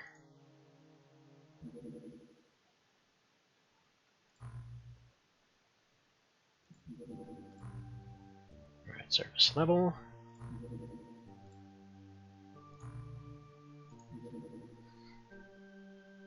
Yeah, that thing's freaky looking. The mutants are weird, man. See, a radical new religion known as the Church of Sirius rose to prominence in early 2027. The cultists believe that humanity might have been destroyed, or might have destroyed any salvation by repelling the alien occupation during the previous alien war. So they're exalt. The cult has been launching numerous deep space probes since the early 2030s, each of which carrying a message begging their alien saviors to return to Earth and use their advanced technology to divert humanity off its path of self-destruction. Well, I mean, considering this year, I'm surprised we made it to 2030, so stuff must be alright. After becoming officially outlawed by most world governments, the cult became an underground organization, because that always works out well. It is not yet clear why the cultists have begun to terrorize civilians. There are rumors that to gain admission to the cult, fanatics must contribute some large sums of money and goods. So there's speculation that some candidates might have banded together in gangs to prove their worth, and make their robbery and piracy operations more likely to succeed. We must prevent these activities and investigate the cultist relationship with the aliens, if there is one. So yeah, they are Scientology at this point. Okay. Cool. Yeah, wide sonar is what I need here. What is Terrifying World Silence mod? I've seen a lot of things that I haven't seen before already. I mean, I feel... again, this is kind of like an overgeneralization, but I feel it's kind of like what XCOM Files is to XCOM 1. Where it's basically, it sticks to the original story, but it adds a bunch of new stuff. So, like, for example, you start off before the main story, and then you work into the stuff you originally had, and then in the process you've got way more options all throughout it. But other than that, it mostly follows the same thing. Like, it adds the cultists as a thing, it adds more mutated animals and things. Like, for example, there's one encounter that I've seen multiple times now that's just, like, mutated corals that instantly melt people. And sure, they don't move anywhere, but them suckers are just freaking dangerous. And, like, it combines stuff from the first game in there as well. So, like, as you saw, we have access to lasers, but they can only be used on the surface. And you have this interesting thing where you've basically got different teams going on for, like, the ground, or underwater and above water and all that kind of thing. So there's that fun angle of it. There's more gadgetry involved, but, again, the overall mechanics are the same as they were. So it's kind of what you want to see in an expansion mod, where it's not like, we reworked absolutely every system from the ground up, and it's not even remotely the same thing anymore, but it looks the same. So it's fan-made expansion pack? Pretty much, yes. I mean, I'll be honest, like, I'm a massive Tactics Ogre fan, so when I was looking at it, and it's like, hey, look, you can have a bunch of Aquanauts running around with tridents. I was like, you know what? I need to try this. This sounds amazing, and I want it. I'll give everybody their rifles just in case we are on the surface. Actually, we are on the surface. That's confirmed. They're here. You go here. Take your rifle. If it's going to be mutants, we probably want to keep daggers out. Do we really want to bring the shotties? I mean, honestly, might as well. But yeah, fan-made expansion pack is a good assessment. And like many of them, it also comes with the ability to equip a lot more stuff. So that's handy as well. So you got more options, more means to use them. Melee seems to be a pretty decently large focus of it.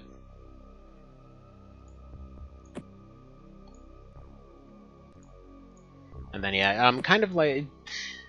It's kind of along that same vein of, like, XCOM Files, XDivision, you know, this one, Long War. Like, Long War, I feel, was a bit more of a total rewrite of the game, but I feel like this is similar, but it's not trying to be mean, you know? Does it have quality of life mods as well? Yes, I mean, all that stuff comes with Open XCOM already.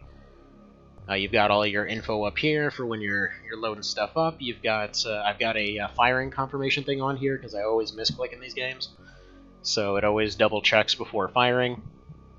Yeah, this isn't even regular Open XCOM. This is Open XCOM Extended, because apparently that's a thing that exists. I found out 2 days ago. But yeah, definitely would recommend it. It's been really fun so far.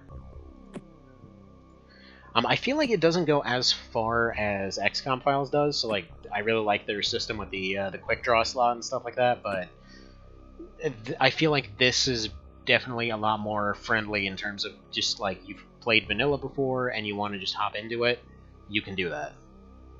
Like, all vanilla knowledge has carried over to this so far. Except it's just really cool to be able to stick like 5 guns on everyone. In which you're like, okay, got my infinite gun, okay, knife isn't working, you know, pull out the friggin' auto pistol. You know, need to pop something else, get the ballistic pistol out. I love that kind of stuff. Or the Magnum. But yeah.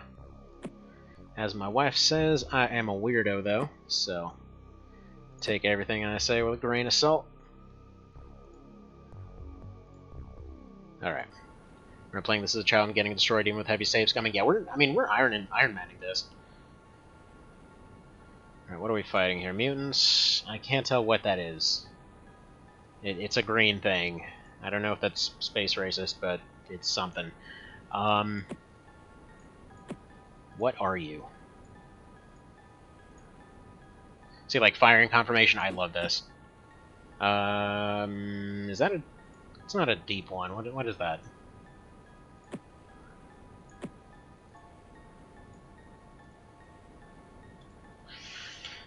And Prime is 35. We are gonna just wait on that.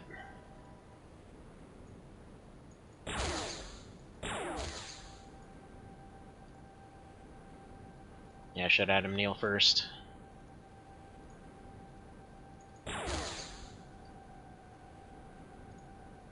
I mean, most of these settlement ones so far have been pretty tame. Ignore the squad wipe that happened that one time.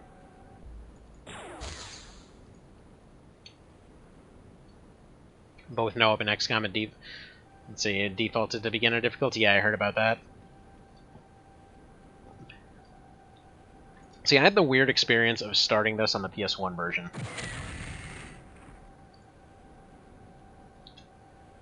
Which is, we're gonna go with different.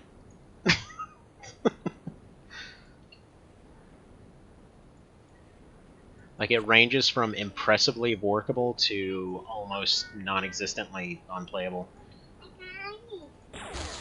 Yeah, it did? What is that?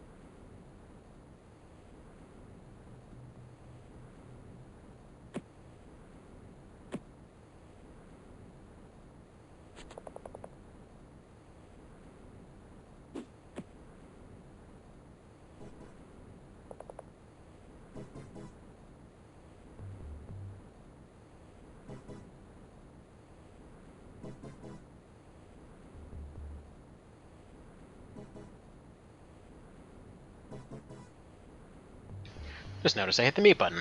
Huh. Oof, crap. Okay, yeah, they're firing.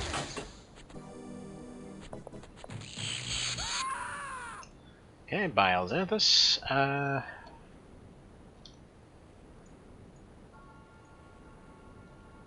Alright, so we got some pretty hardy zombies. We got a gun guy over there.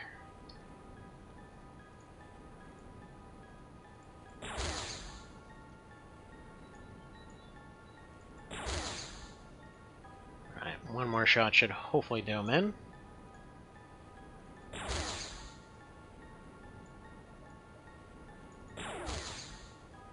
Another thing I've noticed, I don't think the accuracy penalty is a thing in this one. Like the two-handed accuracy penalty. Oh wait, actually it totally is. Holy crap, look at that difference. Or your stats just really good. I think his stats might just be really good. I don't know. It's unclear. Oh yeah, there's normally an accuracy penalty for using something in each hand.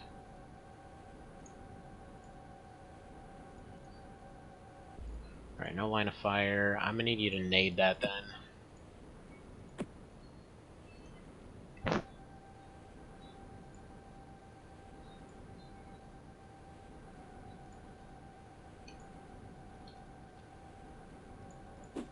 Nice. All right, he's toast.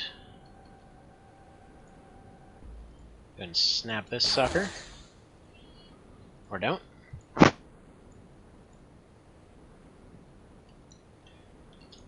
And yeah, there's a bunch of different variants of these, by the way. Like obviously you normally don't have lasers here. Right now I'm using carbines, which are basically...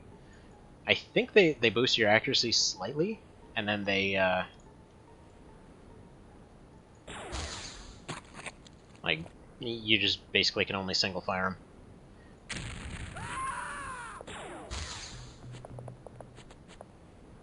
Guy's got, like, power armor or something. What was that? So you had rifleman and nade/drillman. When tech got good enough, I always kept 2 guys in the sub with DPL. Yeah. I just love the fact they actually got drills and things in this. It was one of those awesome flavor moments. Right, this is what I keep the auto pistol around for. It's like, I don't have a knife on this guy.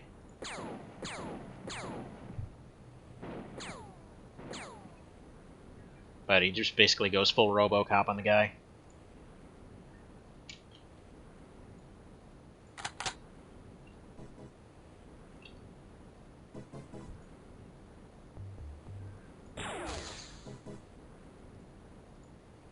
And I know there's probably keyboard shortcuts for all this stuff. I'm just used to manually clicking it.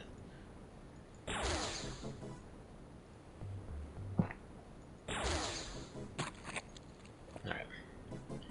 So we've got this one armored guy down here. I'm thinking best bet is probably just to toss a flashlight down there.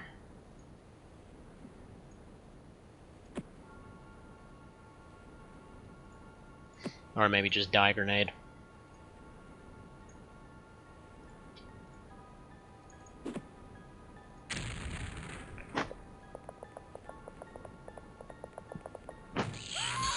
What?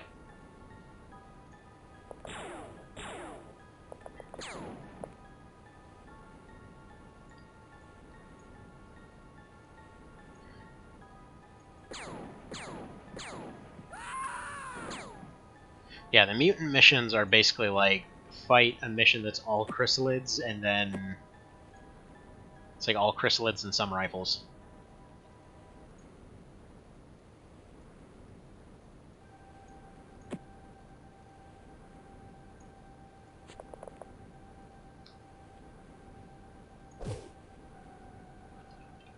But thankfully the knives are really good. What? XCOM in a nutshell? True.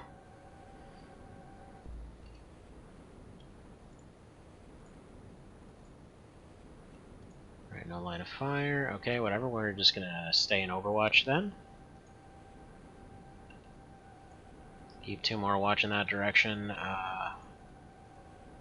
Do a quick little peek around, make sure nothing's down that way. Oof. Another guy with a glass gun.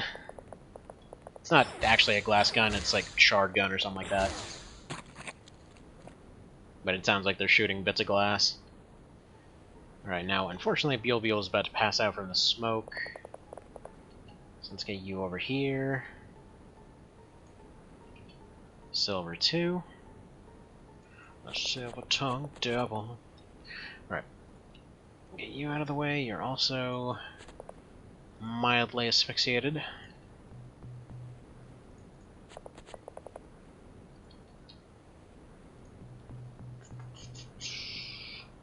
Yeah, Jacko's gonna get separated. Oof, and there's a guy right there. If he goes here, I'm gonna say there's at least the possibility that he can at least get a reaction fire off. Guy stops right there. It's something. It's a plan. There's a chance that 2 shots may hit. They get a reaction shot, which, by the way, I've noticed the reaction shots seem weirdly more accurate in this. Been mentioning it this whole time, but just to mention it again. Yeah, let's get Pan over this way.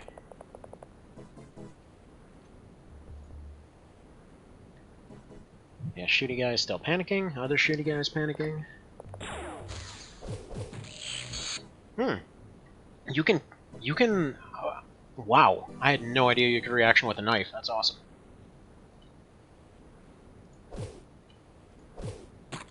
Nice. And then where's the other guy? Oh, wait. Oh, yeah, you also get an injury indicator, by the way. It's pretty cool. He's got... looks like 8 turns. Does anyone have a flashlight?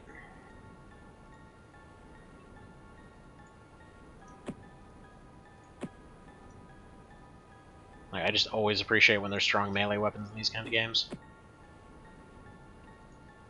Because in all honesty, like, if we're talking getting about realism and whatever else, if somebody gets in close with a knife, like, there's no reason. Like, if they catch somebody unaware and they have a knife, they've already won. That shouldn't be.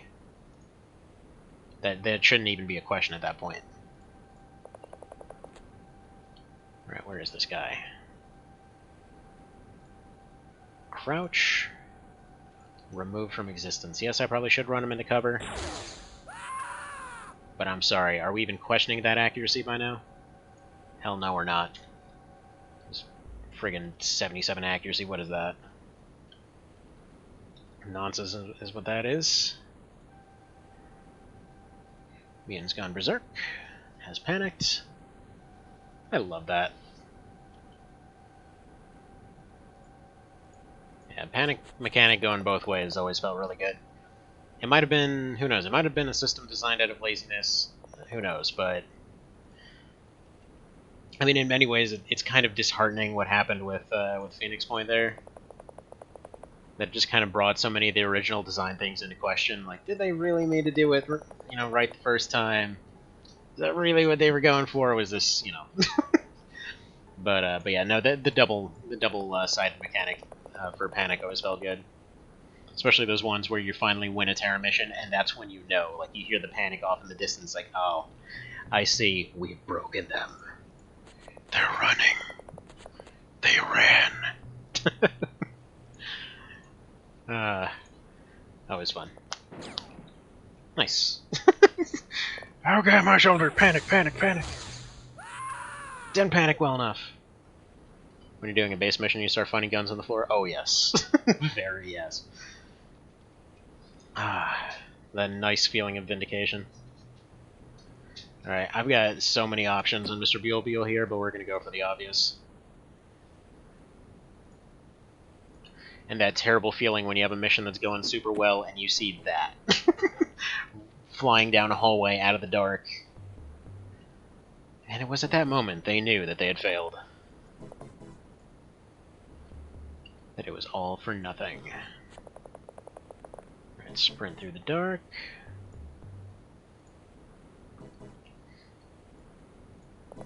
But yeah, auto pistols in this game, I'm sure I can't be the only one that loved the hell out of auto pistols. Like, for UFO defense, I always had just like laser auto pistols all frickin' game. It's like, despite being super cheap, they were pretty busted strong in a lot of situations. Alright, this is more than likely the final turn, but let's just take a quick peek up here, make sure we're not jumped. I'm not even sure how we set this thing on fire.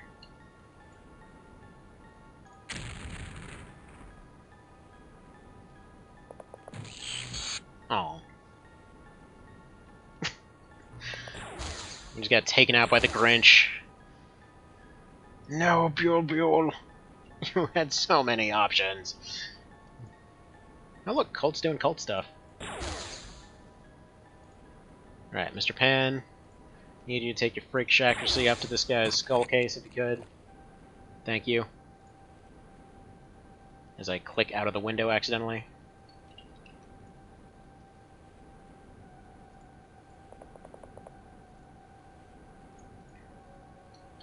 Yeah, I know he's there, but I can't see him.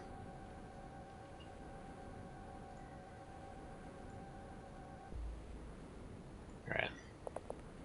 Just Leroy Jenkins out this window.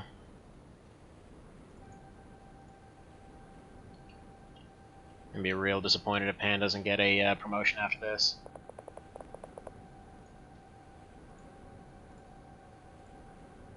Dang Grinches. I mean, he's panicking.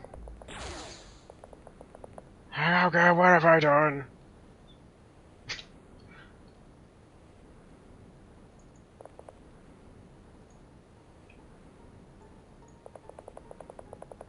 See, I'm at 160p, and this is the alien that turns you into an alien. No, I don't know. The green ones are just the ones that slap you down. The Grinches here. They're just mutants. They're just getting more and more mutated as time goes on. Like, early on, they just look like standard XCOM guys with a bit of green on them. Now they've just gone full Grinch and can use guns and everything else. It's kind of cool to see it. See the mutation growing and all that. He's pretty neato. What's Jacko's situation here? Yeah, he's got only a few turns left in him, so hopefully we can wrap this up. Thank you. As he slowly looks at the camera like, really? Really? This is what I was sent out here for?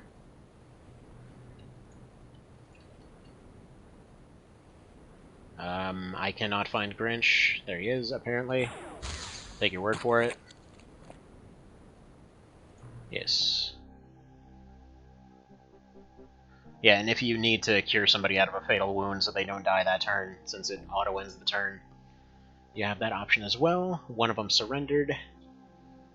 Neat.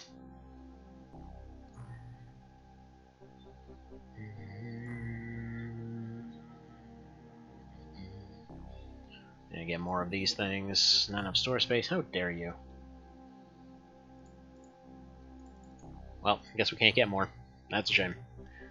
Thinking of the floating brain. Oh no. Nope. The ones that that explode and take half the freaking boat with them. Yeah.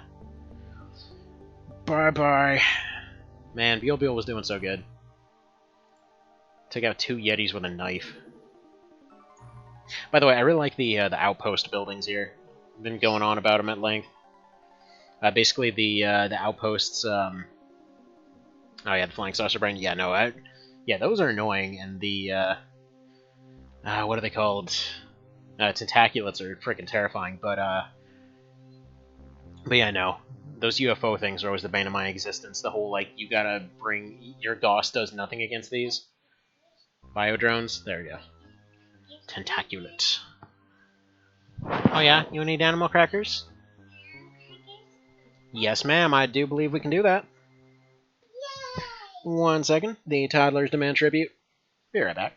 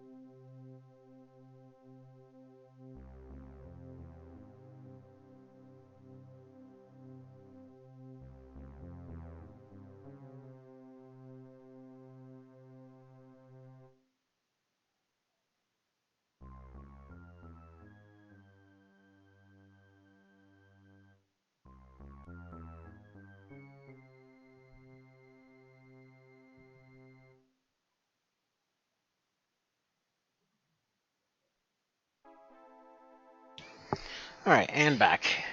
And yeah, truth be told, aside from deep ones and tentaculates, I always get all the names of all these ones in Terror from the Deep confused. Just because they've got such weird designs, you know? But yeah, this one's got a whole bunch of other stuff going on too. It just kind of adds to the mix. So you don't run into aquatoids until you've already seen mutants, and like the mutants are basically just zombies at first, but they've got some interesting resistances. Then you run into the, what are they called? Like little jellyfish monsters, which are slowly evolving into the tentaculates. You've got your coral things, which I'm assuming are gonna somehow turn into biodrones or something. I don't know yet, but like it's cool to see earlier evolutions coming in. But then yeah, you've also got your. I was going on about outposts, about how it's half living space, half storage space. I know it's a weird thing to be super happy about, but yeah. Hang on, do we have shiny sonar yet? I could have sworn we got that already, didn't we? Wide array is excellent. Okay, well, I mean, we'll have it. And we should probably make another workshop, to be honest. I was barely shy of being able to afford it. Come on, farm more cash. There we go. Build me the thingy. Like, I'm basically right now I'm preparing for losing all our funding. Because we had a, basically a boat mission spawn in the middle of nowhere that we couldn't actually get to. Because I held off on the, well, I didn't know about the flying sub research, so I didn't do it until it was way later than probably should have been. So, whoops. Alright, so, next thing. Bad at base name is going to get the land team, so they're going to get, where is it?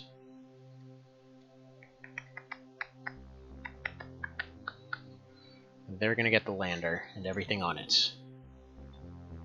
Does not have enough space and living quarters for the crew to be assigned to the sub. Okay, well, let's get up to 100k then. We've got the wide array sonar, effective range of everything. Oh yeah, and it comes with debug stuff right off the bat if you need it. Particle something or other.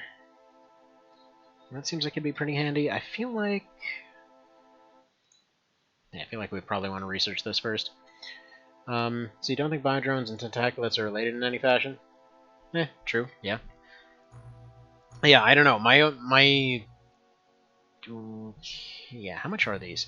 One of my first runs through it, I was going pretty darn well until I had this one experience with biodrones where I had three, like I think I had a team of 12 or so, and then they were on 3 different floors of a boat mission, and it was going good. We're all clearing out those kind of residential hallway type areas, and I have all of them with all all their big old booms as you love to do in vanilla, and yeah, sure enough, like 3 or 4 of them suddenly come in from all sides, and all it seemed a little dicey. Nothing seems to be affecting them until finally, after lots of peeking and shooting, and losing a couple of units and all that, one of them gets a nice happy crit, because again, at this point, I didn't know that Gauss basically did nothing against them.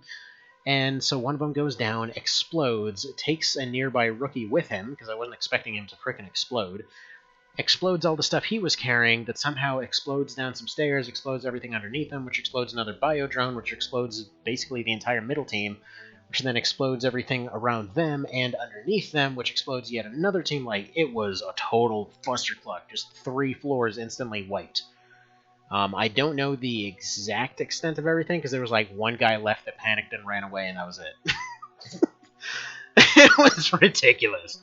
So that was an interesting first experience as far as those go. And where's this wide array sonar? Okay, 800k. That is going to be a little too rich for my blood right now. It's because I'm pretty much, yes. Also, I just love that it's the training pool. They're just splashing around with little floaties, like, I'm gonna go fight the aliens.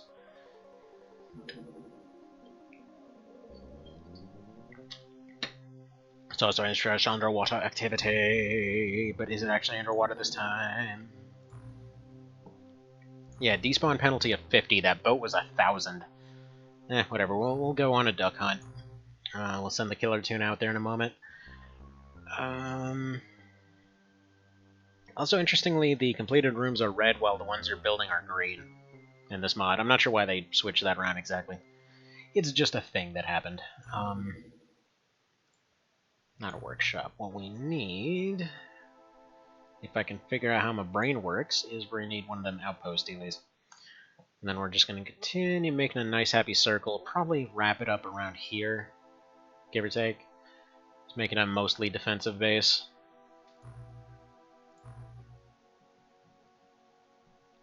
Yeah. I mean... Oh, crap! Wait. I mean, great, it's gone. Pirate ship, okay. We'll send the lander out after that. Let's make sure the lander actually has guns this time. Because I don't know what happened to all the lander's guns.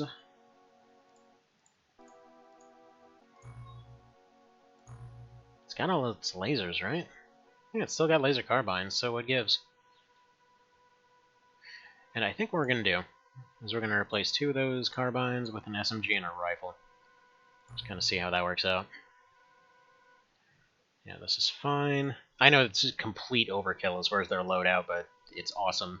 I think we can agree on that. Also, man, Drages has some freaking beard going on. Holy hell. This dude looks like Wolverine. See, negative 1,000 is the point penalty for ignoring a terror mission.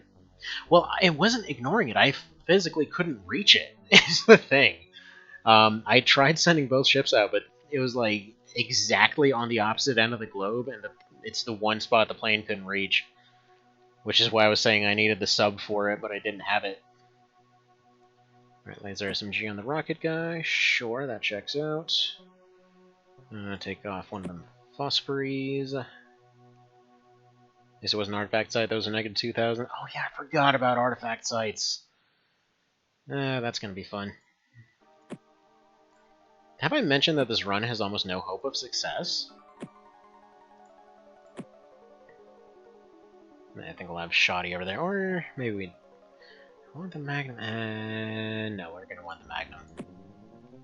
Get this thing out of here. I never really use these.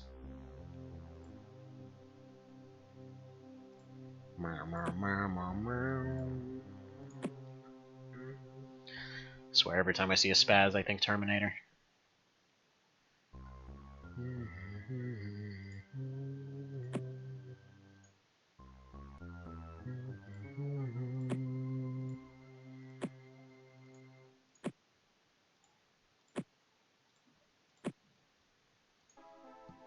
And yeah, it'll always bug me more than it probably should that the knife isn't sideways, that it's up and down, and I can't have it on a shoulder. See, those are the really big problems of failed artifact site. You get a negative 750 penalty on top of everything else, and they're 2 parts. Yep. They sure love to screw you.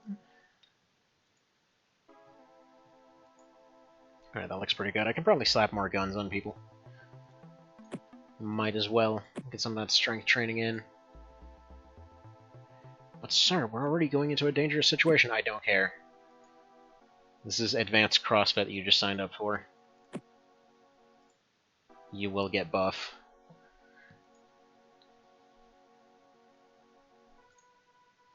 But sir, we're already bulging out of our wetsuits. Too bad. We require more bulge. If you do not bulge out of this universe, you are not bulgy enough.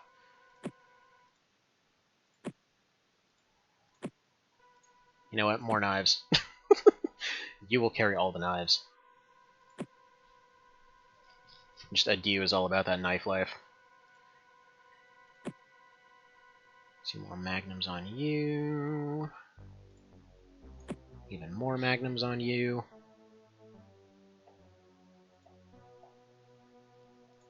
This guy, you know what? 2 knives isn't enough for you.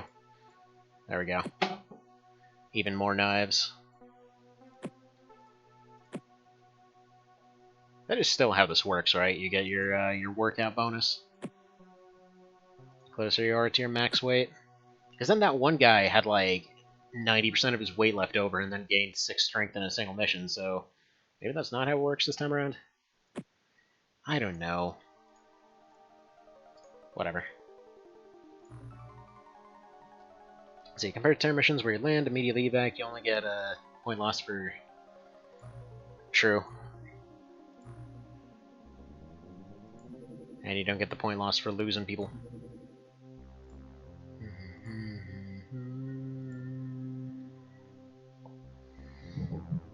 Yeah, it's funny because despite the fact that this has always been an issue, it's really cheesable in Xenonauts and XDiv too. Not like XDiv the mod, not XDiv 2, because there probably will be an XDiv for Xenonauts 2, but that's still in development right now, so blah.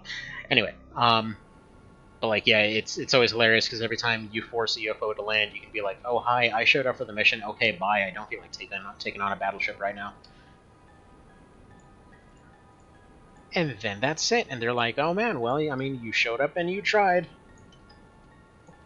And that's all we can ask for. Have a gold star. Yep, this one is cultists. Cultists on a boat. Actually, I would say, as far as negatives for this mod are concerned, I will say there's been quite a lot of this same map. Which, I mean, to be fair, the original had that too, but it's like, it's getting kinda... We've done this one a few times now. And then there's gonna be a guy at the stairs, probably? Yes. Make dead, please. Man, I would've looked like a complete moron if that didn't work out.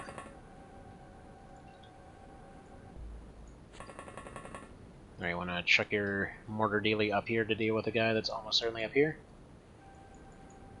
Yes, there most certainly is a visible trajectory, and you're gonna make it happen. Freaking vertical firing cannon nonsense. Okay. Go over here before the flamethrower guys come.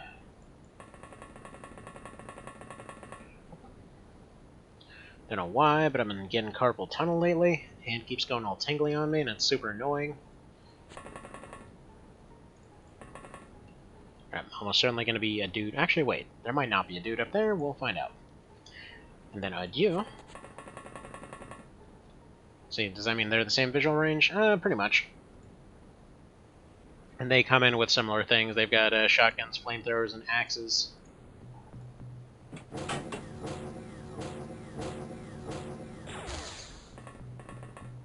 And they kind of look like the, the clan, but...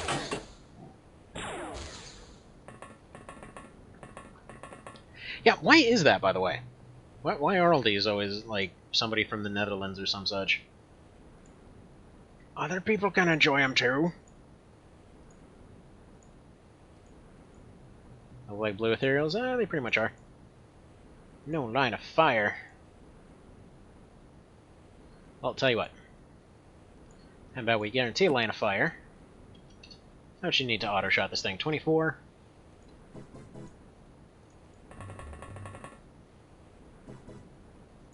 Neato, neato. Well, go ahead and dodge this, good sir. Thought so. Alright.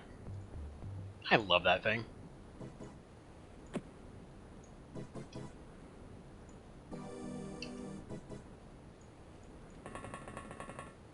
Like, I always just really love the idea of the little tiny personal defense guns that actually do their job in these games. It's like XDiv and teams of like micro SMGs and battle axes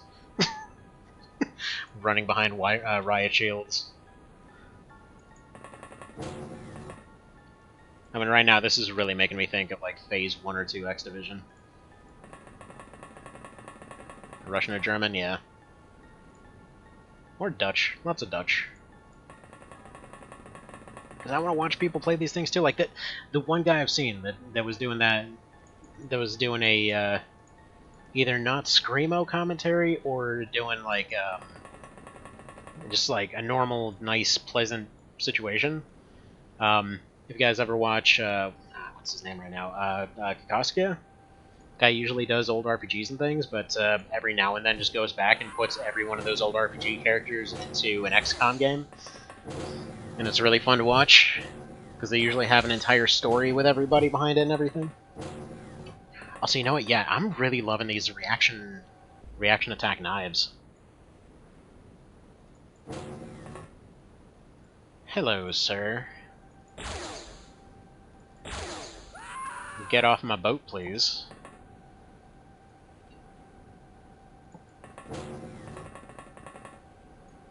Alright, hopefully that shotgun reacts to the door. Alright, check the corner there. Yeah, I kind of feel like this map has been kind of going a little bit long war or enemy unknown on me here, where it's kind of just turned into the same process every time we come to this map. And yeah, by the way, if you guys are curious too, I typically, well, normally I've been doing like a year-long run now of XDiv. Basically, it's a Xenonauts mod. Pretty similar to this in many ways. I might say like a bit more insane in terms of the scale. Like, there's definitely a much bigger emphasis on the air game. I've actually gone and adjusted a few settings for that one for the end game because of kind of how nuts it's gotten with the air game, actually. Because you definitely don't want to spend an hour and a half shooting down UFOs. Though the air game is pretty fun the first time around. But yeah, no, that one's been really fun. No! They took out Bikini Lady. She survived so many missions.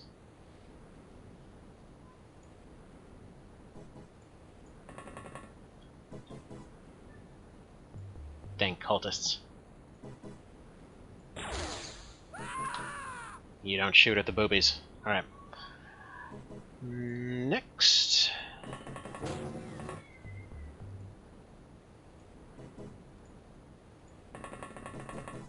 Like, relatively sure there's nothing here. They usually send one guy out of here. They usually have a couple over here and over here. Expecting reinforcements of like 3 or so that way.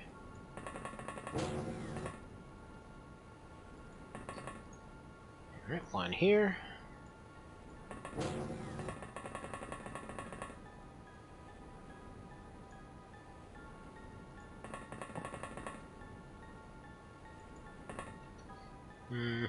Pretty much no way that they can react to that door. So you go there.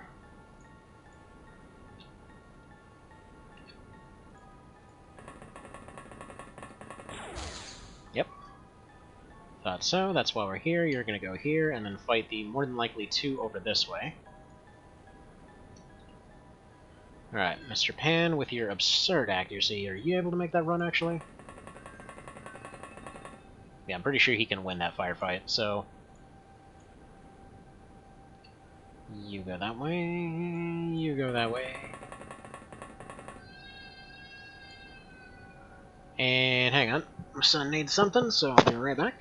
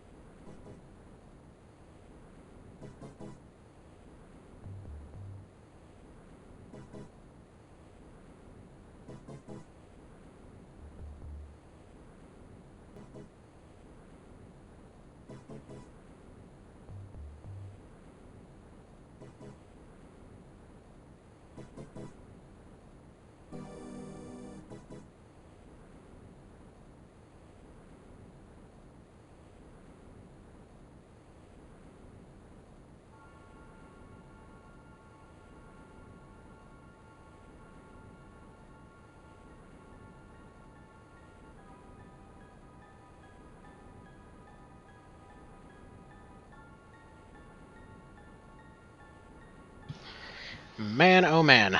Michigan weather makes no sense. Yesterday it was breezy and cold. Today I just looked at the AC trying to see why it was so hot in here. It's like 80. Yesterday it was like 34, I think they said. Come on, shotgun, shotgun. Ah! Dang it. Nope. I don't know who survived out of that engagement exactly, but I think they both died.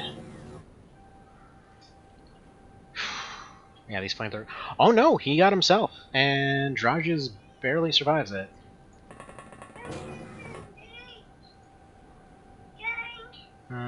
What's his situation? Oh yeah? You need more drink, sir? You're chugging today. Although, it's 80, so understandable. One sec.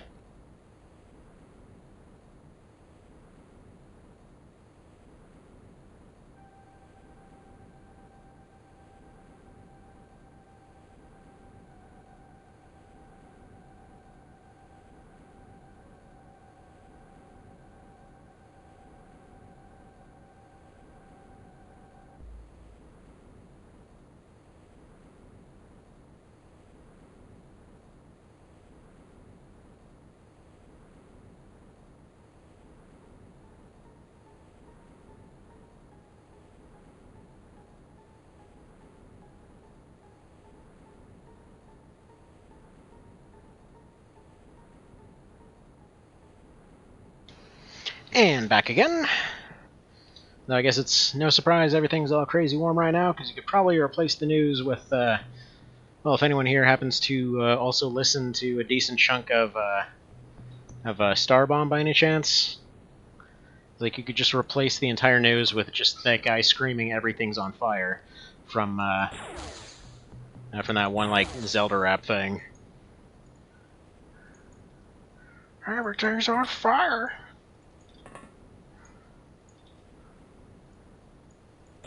Yeah, I kid you not, our entire downtown is just like an army base right now. Alright. Send you up, take a quick pot shot at this douches right here. Wow. Y'all got some sucky accuracy. Back to the shame corner, please. Greatly appreciate it. Go ahead and, remove problem. I'm starting to wonder if the explosion effects are just coded wrong on those things. Because now that I think about it, I don't think I've ever seen it actually do damage.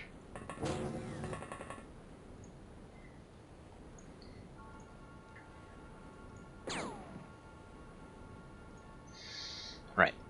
Okay, we're just going to leave that as is. Now, thankfully, because I'm fairly certain this works like it, I think it's fixed in this version, and/or UFO defense, or I'm sorry, Terror from the Deep in general. Because I know UFO Defense had that annoying issue that you could actually shoot down an elevator shaft, and that tended to result in a whole lot of, not surviving so good when standing nearby an elevator at almost any angle, because then they would just awkwardly shoot you through the floor, and bad times ensued. But, alright. Now, Pan's in a little bit of a rough spot here. And he pulled us off with his freak accuracy. No, not this time. Okay, well, I mean, he got one of them. It's like friggin' Pan is Robocopping it up over here. Shooting everyone right in the nuts.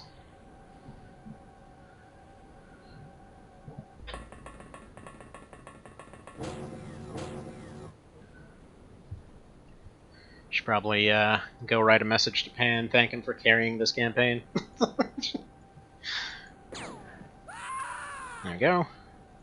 Earth Sunder becomes Back Sunder. And we move on to the next section. There's gonna be, what, like 1 or 2 left here? No one here, no one there. Bikini Chick did not survive this time for moral support. Mr. Drages is still on fire. Not fatal, but I don't really know what his situation is going to be with that fire. I actually have no idea what it affects. Alright, any culty mans here? Currently, no.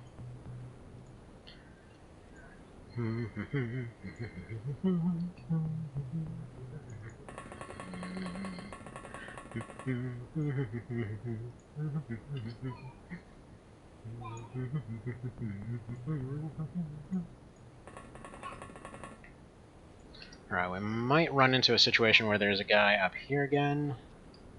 We would see him from this tile if he was there, though. So there we go. They're good there. Sven... I feel like he's probably good where he is. Just kind of keeping an eye out for now. Oh, I guess the last guys... The last 4 of them surrendered. That works, okay. Saved 5. Yeah, I got a score of 141. That'll get us up a decent ways. Yeah, stamina up by 6. Yeah, I don't think there's any correlation with how much you load people up and how much they actually train in this version. Also, what's the difference between these 2 stars? Let's see, that one's strength, that one's stamina? Oh, okay, no, that's STR. It's just kind of cut off weirdly by the text mod that I'm using. And then loot. Neat. Actually, fun little feature of this one. You can, in a lot of cases, the stuff that you pick up, if you end up dropping by somewhere else, it'll actually load up onto the dropship. Okay, no more explosive grenades. Can I actually afford them now? No, still not enough storage space. Now, I'm wondering if by any chance this is due to the fact that I'm technically manufacturing infinite amounts of these, and it's just counting them all for storage space.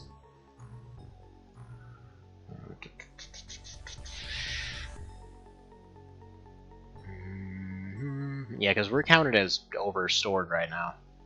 Though that might just be the stuff that we're getting. So let's see, 177,000. I'm sure we can sell some stuff.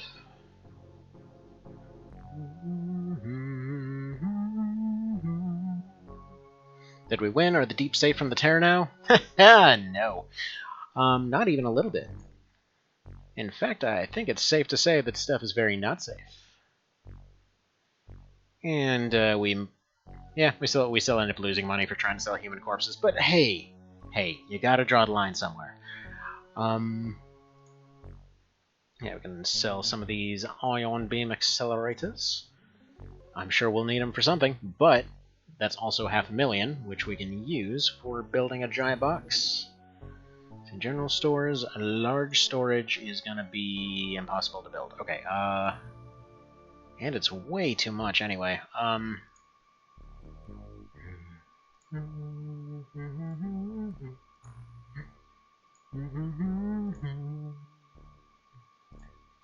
We're gonna put 4 general stores, I think. We'll be able to sell so many generic goods. Come to think of it, Mr. Vale, are you in any team right now? Because I don't even remember how many times you've been vaporized so far.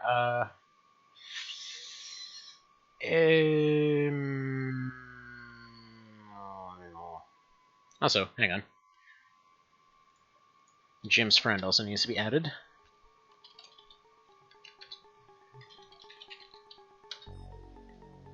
Right, because that one got hit with a flamethrower. Okay, so yeah, no.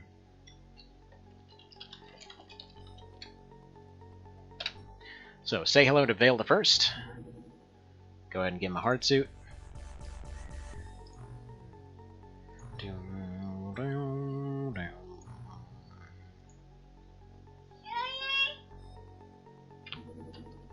Alright, Creeper Terrorist. Our Aquanauts call these slimy creatures creepers. They move quickly, stroking the water with numerous tentacles. Kinky. These tentacles are tipped with sharp, venomous needles which can pierce light armor. While their gelatinous bodies are quite fragile, we're best off dispatching them at a distance. And yeah, it seems like they're completely negated by the hard suits. There, Alien Origins. That's finally a plot project.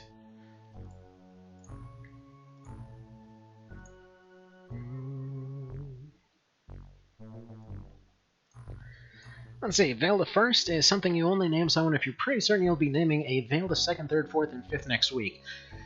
Well, you know. It's not entirely an unfounded theory. Although, I have to say, it's pretty optimistic to think they'll last until next week. I think Dagar's the... Oh, wow.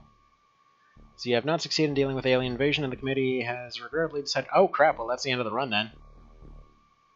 Well, poo. Yeah, negative 981. It's all because of that boat that I couldn't reach. There was literally nothing I could do without getting the sub, which I didn't know was there. Alright, let's see. And regrettably decided to terminate funding XCOM. Each organization shall deal with the problem as they see fit. We can only hope that we can come to some accommodation with these alien forces, and the general population will come to terms with the aquatic visitors. Yeah, social distance with a fish, that'll work. Yeah. So that'll be that. Now, funnily enough, we could theoretically, like, I don't know how it ends with this one. Like, if it just ends right now. Because theoretically, we would still have a positive balance, even with nothing coming in. So we could theoretically just fund the entire project ourselves, but I don't think it's going to give us the choice. You have failed to stop the alien war machine. The funding organization is disillusioned by your competence. Try to negotiate a non-military solution with the aliens. The invaders have a much different agenda, though, and soon the whole world is made aware of the truth. How do you negotiate with a frickin' jellyfish? Alright. Look at this coolness.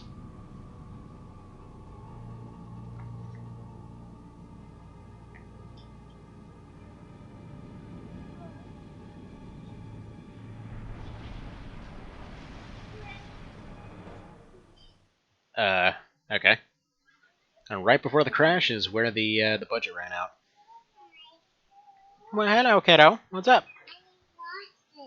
What'd you lose? What did you lose? What is it? Well, why don't you go find it? Need help finding it?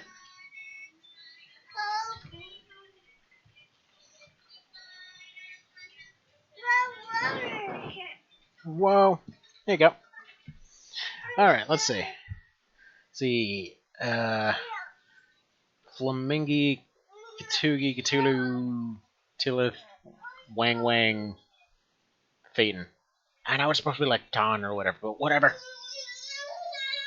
Deadly Alien, the Church of Sirius. Wow. Yeah, 127 kills, 23 captures, 2 friendly fire incidents. I love that that's even a stat. Average accuracy, 34%. Recruited, 90. Lost, 40. Yeah, that sums up this game in general. Best mission rating, 225. Worst mission rating, 542. No, negative 1,000 is the one that we couldn't even get to. Thank you. Whoa! Yes. Yes? How can I help you, sir? Yeah. Yeah? You think so? Yeah. Alright. Hang on. Be right back.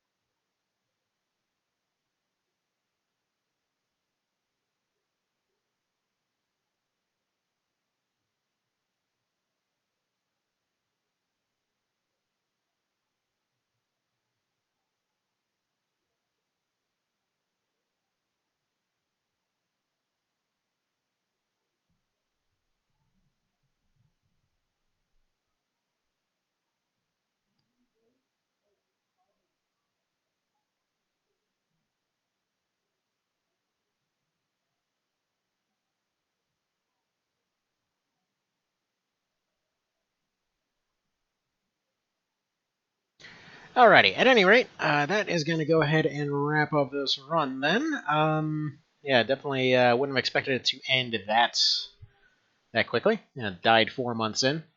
Friggin' figures. But yeah, I have to say, this mod is really cool.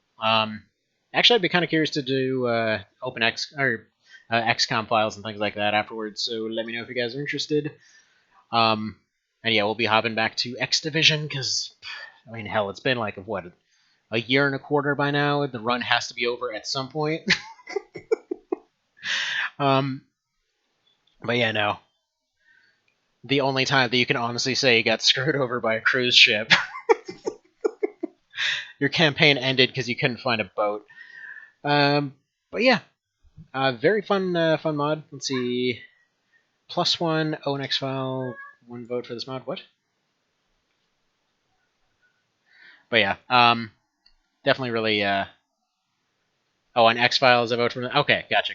Yeah, XCOM Files is really similar to this in terms of its approach. See, what other runs are going? Still curious about what the next mana game is. Everything past Legend is super fuzzy for me. Currently, yeah, that's kind of like. Otherwise, I would probably hop into a second campaign of this right away. But I do want to wrap up some runs at some point. Currently, we have this. We have X Division. We have Level 1 Tactics Ogre. We have One Vision Solo. We have No Future Mode for what's it? For Legend of Mana still, or is it Legend of Mana? Right, the PS1 one with the stabby thing and the lots of stabby with the really good spear, and then what else? I mean, technically that Phantasy Star 4 run from like 3 years ago, but you know, eventually I'll get that done. Legend of Mana. Okay, yeah, there we go. And then any day now, there's going to be Fell Seal, which we're doing the New Game Plus. Thought you beat Legend of Mana already? I was doing the No Future mode though. I wanted I started on No Future mode, and then like the first 10 minutes took about 2 hours, so it took a minute. Huh? What's up? Yeah, can you go find your snack cup then? Thank you. But yeah, so we're doing that, and yeah, it was going to be what was it, like the fairy plotline or something like that. And then yeah, any second now there's gonna be Fell Seal dropping, so who knows when that's gonna happen. Um, found it. Oh, you found it? Okay, hang on, one quick sec.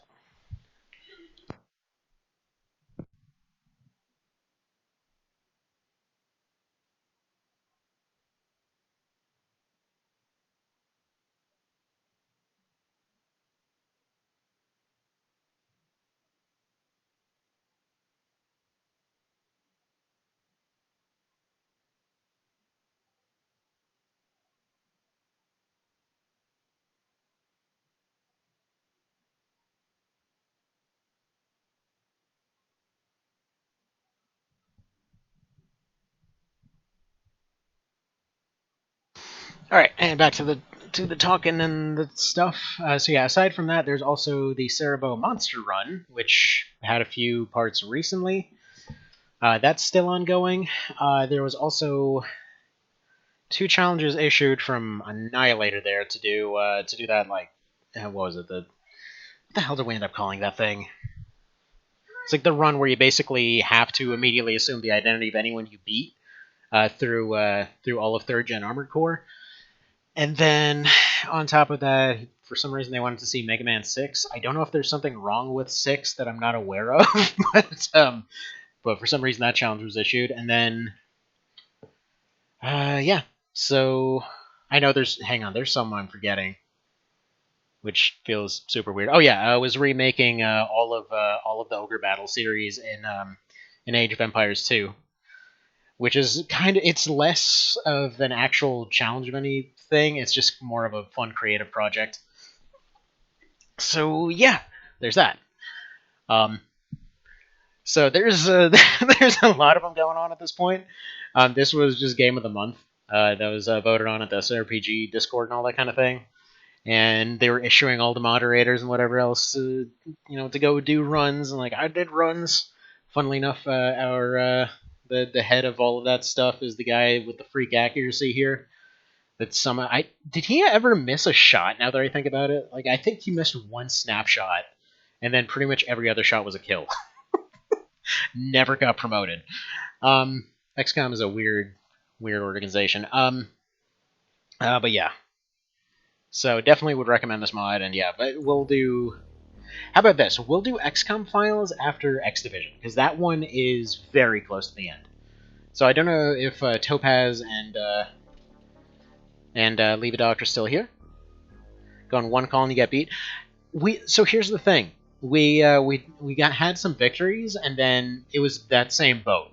It was that boat that we couldn't get to that ultimately ended up screwing us. Because technically speaking, if the game didn't technically end there, and this is actually something you can abuse in the PS1 version, and I'm wondering if it lets you... Does it let you do it here? No, it still shows defeat. If you do, like, you save and reload right at the end point for the PS1 version, you can just continue on funding the entire thing yourself. It doesn't actually end there. But yeah, XDivision is currently in Phase 5, which is apparently they added more phases past the end game. So it's literally just like 2 missions away from the end. I'm just trying to get those couple of captures still.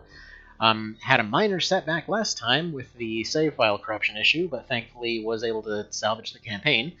And actually, big thank you there to Mr. Dagar for both tips on how to continue as well as assistance in actually making sure that the issue doesn't happen again for hardware reasons.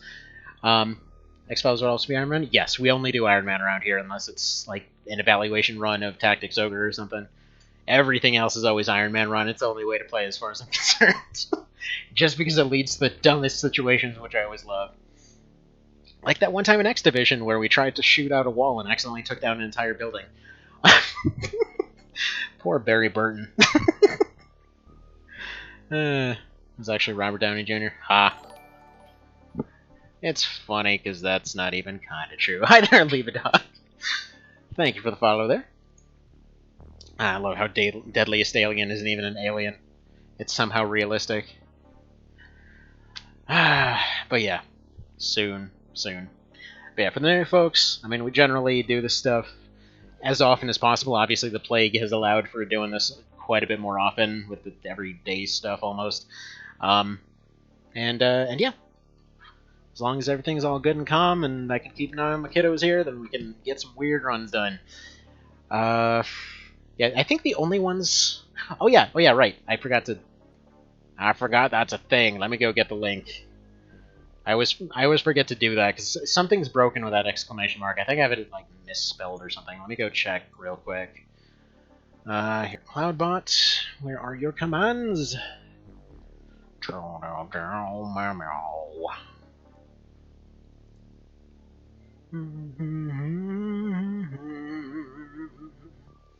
I not know it used to work at some points. I know it must have just broken something here. Yeah, it's there. Why is that not working? Is it popping up for anyone else? Hang on. Why is not doing it? Well,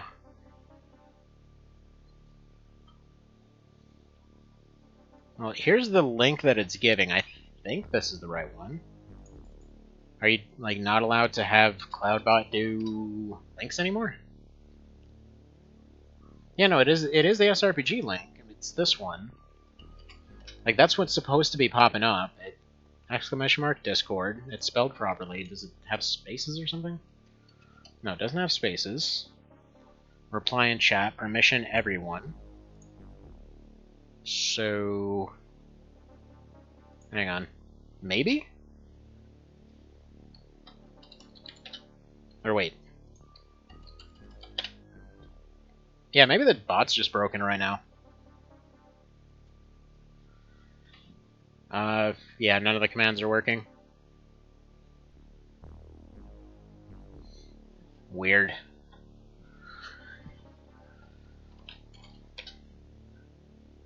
Yeah, no, none of the commands are working. Okay. Well, that's funky. That's funky and a half. Alright. So let's see, other stuff going on. So I think tomorrow... Oh, by the way, funny thing, on that level 1 Tactics Ogre situation, that actually wound up going a little bit backwards, so I think I'm going to off-screen some bits of that for just kind of off in the background until next week, because I had some other potential backup plans on it, but I was using a save state for the second fight, because I didn't want to overwrite the save file, and kind of overwrote that the other day while trying to do a build guide for TO. So that's a bit of a whoops. But it's okay. It's okay, because that's actually probably going to be an improvement. So, we'll see how that works out. Granted, the fight to get into the castle was freaking brutal, and it's amazing how it worked out.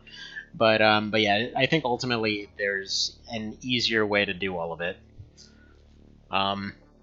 Because I think really what it boils down to is I should have gone with a couple of other finishers that I started preparing for, and then never quite got there. Because I just figured, you know what, we won't need any kind of fear effect on anybody. But the fastest way to probably do it would be like breach plus fear plus strengthen plus finisher. Like, it probably would be a one shot on the guy, and that's all that really needs to happen there. But anyway, that's neither here nor there for now. So thank you guys for stopping by, and we'll be continuing on at some point. And if you'd like to try out this mod, it's just go get Open XCOM, get Open XCOM Extended, and then just Google Terrifying World of Silence, and it's there. It seems to be in a finished state at this point. Really dang good mod, and yeah. You guys have a good one. Take care. And yeah, Evan, I sent you that link, by the way. I don't know if you saw it. But Open XCOM is pretty dandy. Pretty much the de facto way to play XCOM at this point. There's just so many good quality of life things, especially the firing confirmation. I know that's not for everyone, but I hate misclicks, and I love when there's an option for that. Anyway, so, see you guys. Have a good one. Stay safe. Hope no one's affected by all the nutso-ness going on right now. And take care. Bye-bye.